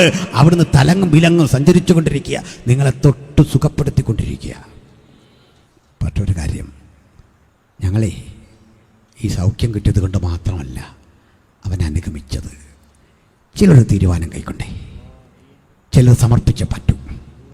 2-3 മിനിറ്റ് കൂടി ശ്രദ്ധിച്ചേ പ്രിയരേ. യേശു അത്ഭുതം ചെയ്തു. അത് കാണുന്നത് തന്നെ വലിയ സന്തോഷം അല്ലേ? അത് ഈ മാജിക്ക് പോലൊന്നും അല്ലല്ലോ. ആവശ്യകതയുടെ നടുവില യേശു ഒരു അത്ഭുതം ചെയ്യുന്നത്. സ്തോത്രം. 5 അപ്പം 5000 കൊടുത്തു, അങ്ങനെയല്ലേ? പുരുഷന്മാരുടെ എണ്ണം 5000. സ്ത്രീകളുടെ കണക്ക് അവിടെ വരാഞ്ഞത്, കണക്കില്ലാതെ അന്നത്തെ സ്ത്രീകൾ ഭക്ഷിച്ച് കാണും. അതുകൊണ്ടാണ് ഇന്ന് അത് തിരുത്താൻ അവസരമുണ്ട്. പോട്ടെ, പുരുഷന്മാരുടെ മാത്രം കണക്കുണ്ട് 5000 പുരുഷന്മാർ. കുറേ കഴിഞ്ഞ് അടുത്ത ദിവസം ആളുകൾ യോഗത്തിന് വന്നു. നമുക്ക് ഇഷ്ടപ്പെടാത്തൊരു പ്രയോഗം യേശു പറയുക, നിങ്ങളേ അപ്പം തിന്നുകൊണ്ട് അന്വേഷിച്ച വചനത്തിന് വേണ്ടി വന്നതല്ലെന്ന്. ശോ, നമ്മളാണെങ്കിൽ പറയും, കർത്താവെ ആക്ഷേപിക്കുകയാണോ? എന്നാൽ സത്യമായിരുന്നു. എന്താണെന്നറിയാം, ഇത് കേവലം ഒരപ്പമല്ല, നിറമില്ലാത്ത, രുചിയില്ലാത്ത, ഡിമാൻഡ് കുറഞ്ഞ യവത്തപ്പം. യവം സാധാരണഗതിയിൽ കുതിരയ്ക്ക് കൊടുക്കുന്ന ഭക്ഷണമാണ്, മനുഷ്യനും കഴിക്കും ദാരിദ്ര്യത്തിൻ്റെ കാഠിന്യത്തിൽ. ഈ അപ്പം ഇച്ചിരി കയ്പൊക്കെ ഉണ്ടേ. ഈ അപ്പം അങ്ങോട്ട് മുറിച്ച് നുറുക്കി ഭക്ഷിച്ചവൻ സാക്ഷ്യം പറയുക, കഴിഞ്ഞ യോഗത്തിൽ പോയപ്പോൾ ഒരു മുറി യവത്തപ്പം അതങ്ങോട്ട് കഴിച്ചപ്പോൾ എന്തൊരു സുഖം. കണ്ണിൻ്റെ കാഴ്ച ഇരട്ടിച്ചു, ശരീരത്തിന് നല്ല ബലം, ഓർമ്മശക്തി വർദ്ധിച്ചു, വിനയവും താഴ്മയും സൗമ്യതയൊക്കെ ഉണ്ടായി. കാരണം യേശു തന്നാലേ ആ കയ്യിലൂടെ കയറി ഇറങ്ങിയാൽ തനത് സ്വഭാവമൊക്കെ മാറി പുതിയതൊന്നായിട്ട് മാറും. ഇതുകൊണ്ട് അവർ പിന്നെയും വന്നേ. ഈ അപ്പം തിന്നവൻ ഇതിൻ്റെ ഗുണഗണങ്ങൾ പറഞ്ഞപ്പോൾ പിന്നെയും അപ്പം തിന്നാൻ ആൾ വന്നപ്പോൾ യേശു ഈ പ്രോഗ്രാമെ നിർത്തിക്കളഞ്ഞു. കാരണം വചനം വേണ്ട, അപ്പം മതി. ഇന്ന് പല അത്ഭുതവും നടക്കാത്തതിൻ്റെ കാര്യം എന്താ? യേശുവിനെ വേണ്ട, യേശു തരുന്നത് മതി. മനസ്സിലാകുന്നുണ്ടോ? Don't wait for the gift, instead of that you please wait for the giver. അത് തന്നവനെ കാത്തിരിക്കണം. കാരണം അവൻ്റെ പക്കൽ ധനവും മാനവും പുരാതന സമ്പത്തും ഉണ്ട്. ഒരു കാര്യം ഉറപ്പിച്ചു വെക്കോ, ഇതുവരെ ആർക്കും കൊടുക്കാത്തത് നിനക്ക് വേണ്ടി തരാൻ അവൻ്റെ കരത്തിൽ ഇന്ന് രാത്രിയുണ്ട്. താങ്കൾ ഇതുവരെ പ്രാപിച്ചതല്ല, ഏറ്റവും നൂതനം, ഏറ്റവും വ്യത്യസ്തമായി ഒന്നുകൂടി തന്നിട്ടേ അവൻ നിന്നെ ഇന്ന് അയക്കൂ. ഹൃദയംഗമായി വിശ്വസിച്ചട്ടെ, ഉറപ്പ് കേസാണ് നീ. എന്നാലേ ഒരു കാര്യം ഞാൻ പറയും, എന്തെങ്കിലും തരുന്ന, അത്ഭുതം ചെയ്യുന്ന യേശുവിനെ കാണാൻ ആളുകൾ ഇഷ്ടം പോലെ ഇടിച്ചുകൂടും. കടലിൻ മീതെ യേശു നടക്കുന്ന കാണുന്നത് തന്നെ ആവേശമാണ്. ലാസറിനെ ഉയർപ്പിച്ച വാർത്ത കേട്ടാൽ നമ്മൾ ഓടിച്ചൊല്ലും, ആവേശപ്പെടും. ഇനി നിങ്ങൾക്ക് വിശ്വസിക്കാൻ ബുദ്ധിമുട്ടുള്ള കാര്യമാണ് പറഞ്ഞു നടത്തണേ. ഞാൻ ചോദിക്കട്ടെ, ഈ ജീവൻ്റെ അപ്പമായവൻ കാൽവറിയിൽ നുറുങ്ങപ്പെടുമ്പോൾ ആ ക്രൂശിൻ്റെ ചുവട്ടിൽ നിൽക്കാൻ നിങ്ങളിൽ എത്ര പേർക്ക് മനസ്സുണ്ട് എനിക്ക് അവിടെ നിൽക്കണം, ക്രൂശിൻ്റെ ചുവട്ടിൽ, രണ്ട് കൈകളിലും അണികടിച്ച്, കാലുകളിൽ അണികടിച്ച്, ചലനശേഷി നഷ്ടപ്പെട്ട്, മുഖം കൊണ്ട് മാത്രം സംസാരിക്കുന്ന, മുഖഭാഷ കൊണ്ട് മാത്രം സംസാരിക്കാൻ കഴിയുന്ന വിധത്തിൽ സ്തബ്ധരാക്കി ലോകമിട്ടവനെ കണ്ടിട്ട് ആർക്ക് പറയാ ഇതെൻ്റെ രക്ഷകൻ, ഇതെൻ്റെ വീണ്ടെടുപ്പുകാരൻ, എനിക്ക് നിന്നെ വേണം, നിന്റെ ശക്തിയും ചൈതന്യവും വേണം. പഠിപ്പിച്ച 12 ശിഷ്യന്മാരിൽ ഒരുവൻ മാത്രമേ ഇവിടെയുള്ളൂ, യോഹന്നാൻ. ദുർബലരായ ഒരുപറ്റം സ്ത്രീകൾ അവിടെ നിപ്പുണ്ട്, അവരിങ്ങനെ ആകാംക്ഷയോടെ നോക്കിക്കൊണ്ടിരിക്കുക. ഞാൻ പറയും, ബൃഹത്തായ കഴുതപ്പുറത്തെ ശക്തിപ്രകടനത്തെക്കാൾ ആരവാരമിട്ടുകൊണ്ട് ആളുകൾ ചുറ്റും കൂടുന്ന കടലിൻ മീതെ യാത്രയേക്കാൾ ഭക്തന്റെ ഹൃദയത്തിൽ തുടികൊട്ടുന്ന ആനന്ദം പ്രദാനം ചെയ്യുന്ന പ്രാർത്ഥനായിടം കാൽവരിയുടെ കൊലമരമാണ്. അത് കാണുമ്പോൾ ദുഃഖമല്ല ജനിക്കേണ്ടത്. അത് കണ്ട പലർക്കും അർത്ഥം ഗ്രഹിക്കാൻ കഴിയാതെ തിരിച്ചുപോയപ്പോൾ കാലമേറെ കഴിഞ്ഞ് ആ ക്രൂശ് വെളിപ്പാട് കണ്ടിട്ട് ധന്യനായ പൗലോസ് പറയുക, ചട്ടങ്ങളാൽ നമുക്ക് വിപരീതമായ കൈയെഴുത്ത് മായ്ച്ച് ശത്രു സൈന്യത്തെ മുഴുവൻ ആയുധം വെപ്പിച്ച് കീഴടക്കി ക്രൂശിൽ ജയോത്സവം കൊണ്ടാടുകയാണ്. ഇന്ന് രാത്രി ജയിക്കുന്ന ഈ ക്രൂശ് എന്ന ചിഹ്നം ഉയർത്തിക്കാട്ടി ഗ്രാമവാസികൾ ഞങ്ങൾ പറയട്ടെ, എനിക്കോ നമ്മുടെ കർത്താവായ യേശുക്രിസ്തുവിന്റെ ക്രൂശിലല്ലാതെ പ്രശംസിക്കാൻ സംഗതി വരരുത്. ഈ ക്രൂശ് ആർക്ക് വേണം? ഈ ക്രൂശിക്കപ്പെട്ടവനെ ആർക്ക് വേണം? ഉദ്ധിതനായ ക്രിസ്തുവിലേക്കുള്ള യാത്രയ്ക്ക്, പുനരുദ്ധാനം ചെയ്യുന്ന ക്രിസ്തുവിലേക്കുള്ള യാത്രയ്ക്ക്, മടങ്ങിവരവിലേക്ക് അനുനയിക്കപ്പെടുന്ന ക്രിസ്തുവിലേക്കുള്ള യാത്രയ്ക്ക് ക്രൂശില്ലാതെ കഴിയില്ല. അതുകൊണ്ട് എനിക്ക് നിന്റെ ക്രൂശ് ചുമക്കണം, എനിക്കങ്ങേ അനുധാവനം ചെയ്യണം.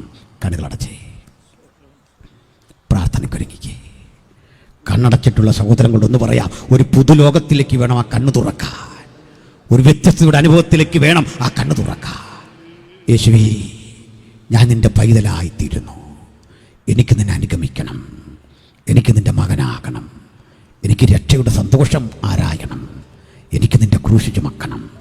ഞാൻ രോഗിയ, എന്നെ ഒന്ന് സ്പർശിക്കണം, എന്നെ അടിമുടിയൊന്ന് സാന്ത്വനപ്പെടുത്തണം, എനിക്ക് നിന്റെ മകളാകണം. ആരോടും പറയാത്ത വീർപ്പുമുട്ടുന്ന വേദനയുടെ ആഴങ്ങളില്ല ഞാൻ. തീർച്ചയായും പ്രവർത്തിക്കുന്ന യേശു. ആഗ്രഹമുള്ളവർ കരമുയർത്തിയാൽ ഞങ്ങൾ നിങ്ങൾക്ക് വേണ്ടി പ്രാർത്ഥിക്കും. ചില കരമുയർത്തുന്നു, ചില കുഞ്ഞുങ്ങൾ കരമുയർത്തുന്നു, യൗവനക്കാർ കരമുയർത്തുന്നു, സഹോദരിമാർ കരമുയർത്തുന്നു. ലജ്ജ കൂടാതെ ഉയർത്തണം ആ കരം, ലജ്ജ കൂടാതെ കരമുയർത്തിയാട്ടെ. യേശു സ്പർശിക്കുന്നവർ കരമുയർത്തിയാട്ടെ, കരമുയർത്തിയാട്ടെ. യേശുവിനെ അനുധാവനം ചെയ്യാൻ, യേശുവിനെ അനുഗമിക്കാൻ, യേശുവിൻ്റെ മക്കളാകാൻ ഹൃദയാന്തർഭാഗത്ത് പരിശുദ്ധാത്മാവ് പ്രേരണ തരുന്നവർ മാത്രം, ആത്മാവ് പ്രേരിപ്പിക്കുന്നവർ മാത്രം കരമുയർത്തണം. ആ കരം താഴ്ത്തിയിടുക. പുതുതായിട്ട് ആരെങ്കിലും ഉണ്ടെങ്കിൽ, പുതുതായി ആരെങ്കിലും ഉണ്ടെങ്കിൽ അവർക്കും കരമുയർത്താം. ഞങ്ങളുടെ ശ്രദ്ധയിൽപ്പെടാതെ ഒരാൾ പുറത്തെങ്കിലും ഉണ്ടെങ്കിൽ അവർക്ക് കരമുയർത്താം. ഞങ്ങൾ നിങ്ങൾക്കായി പ്രാർത്ഥിക്കും.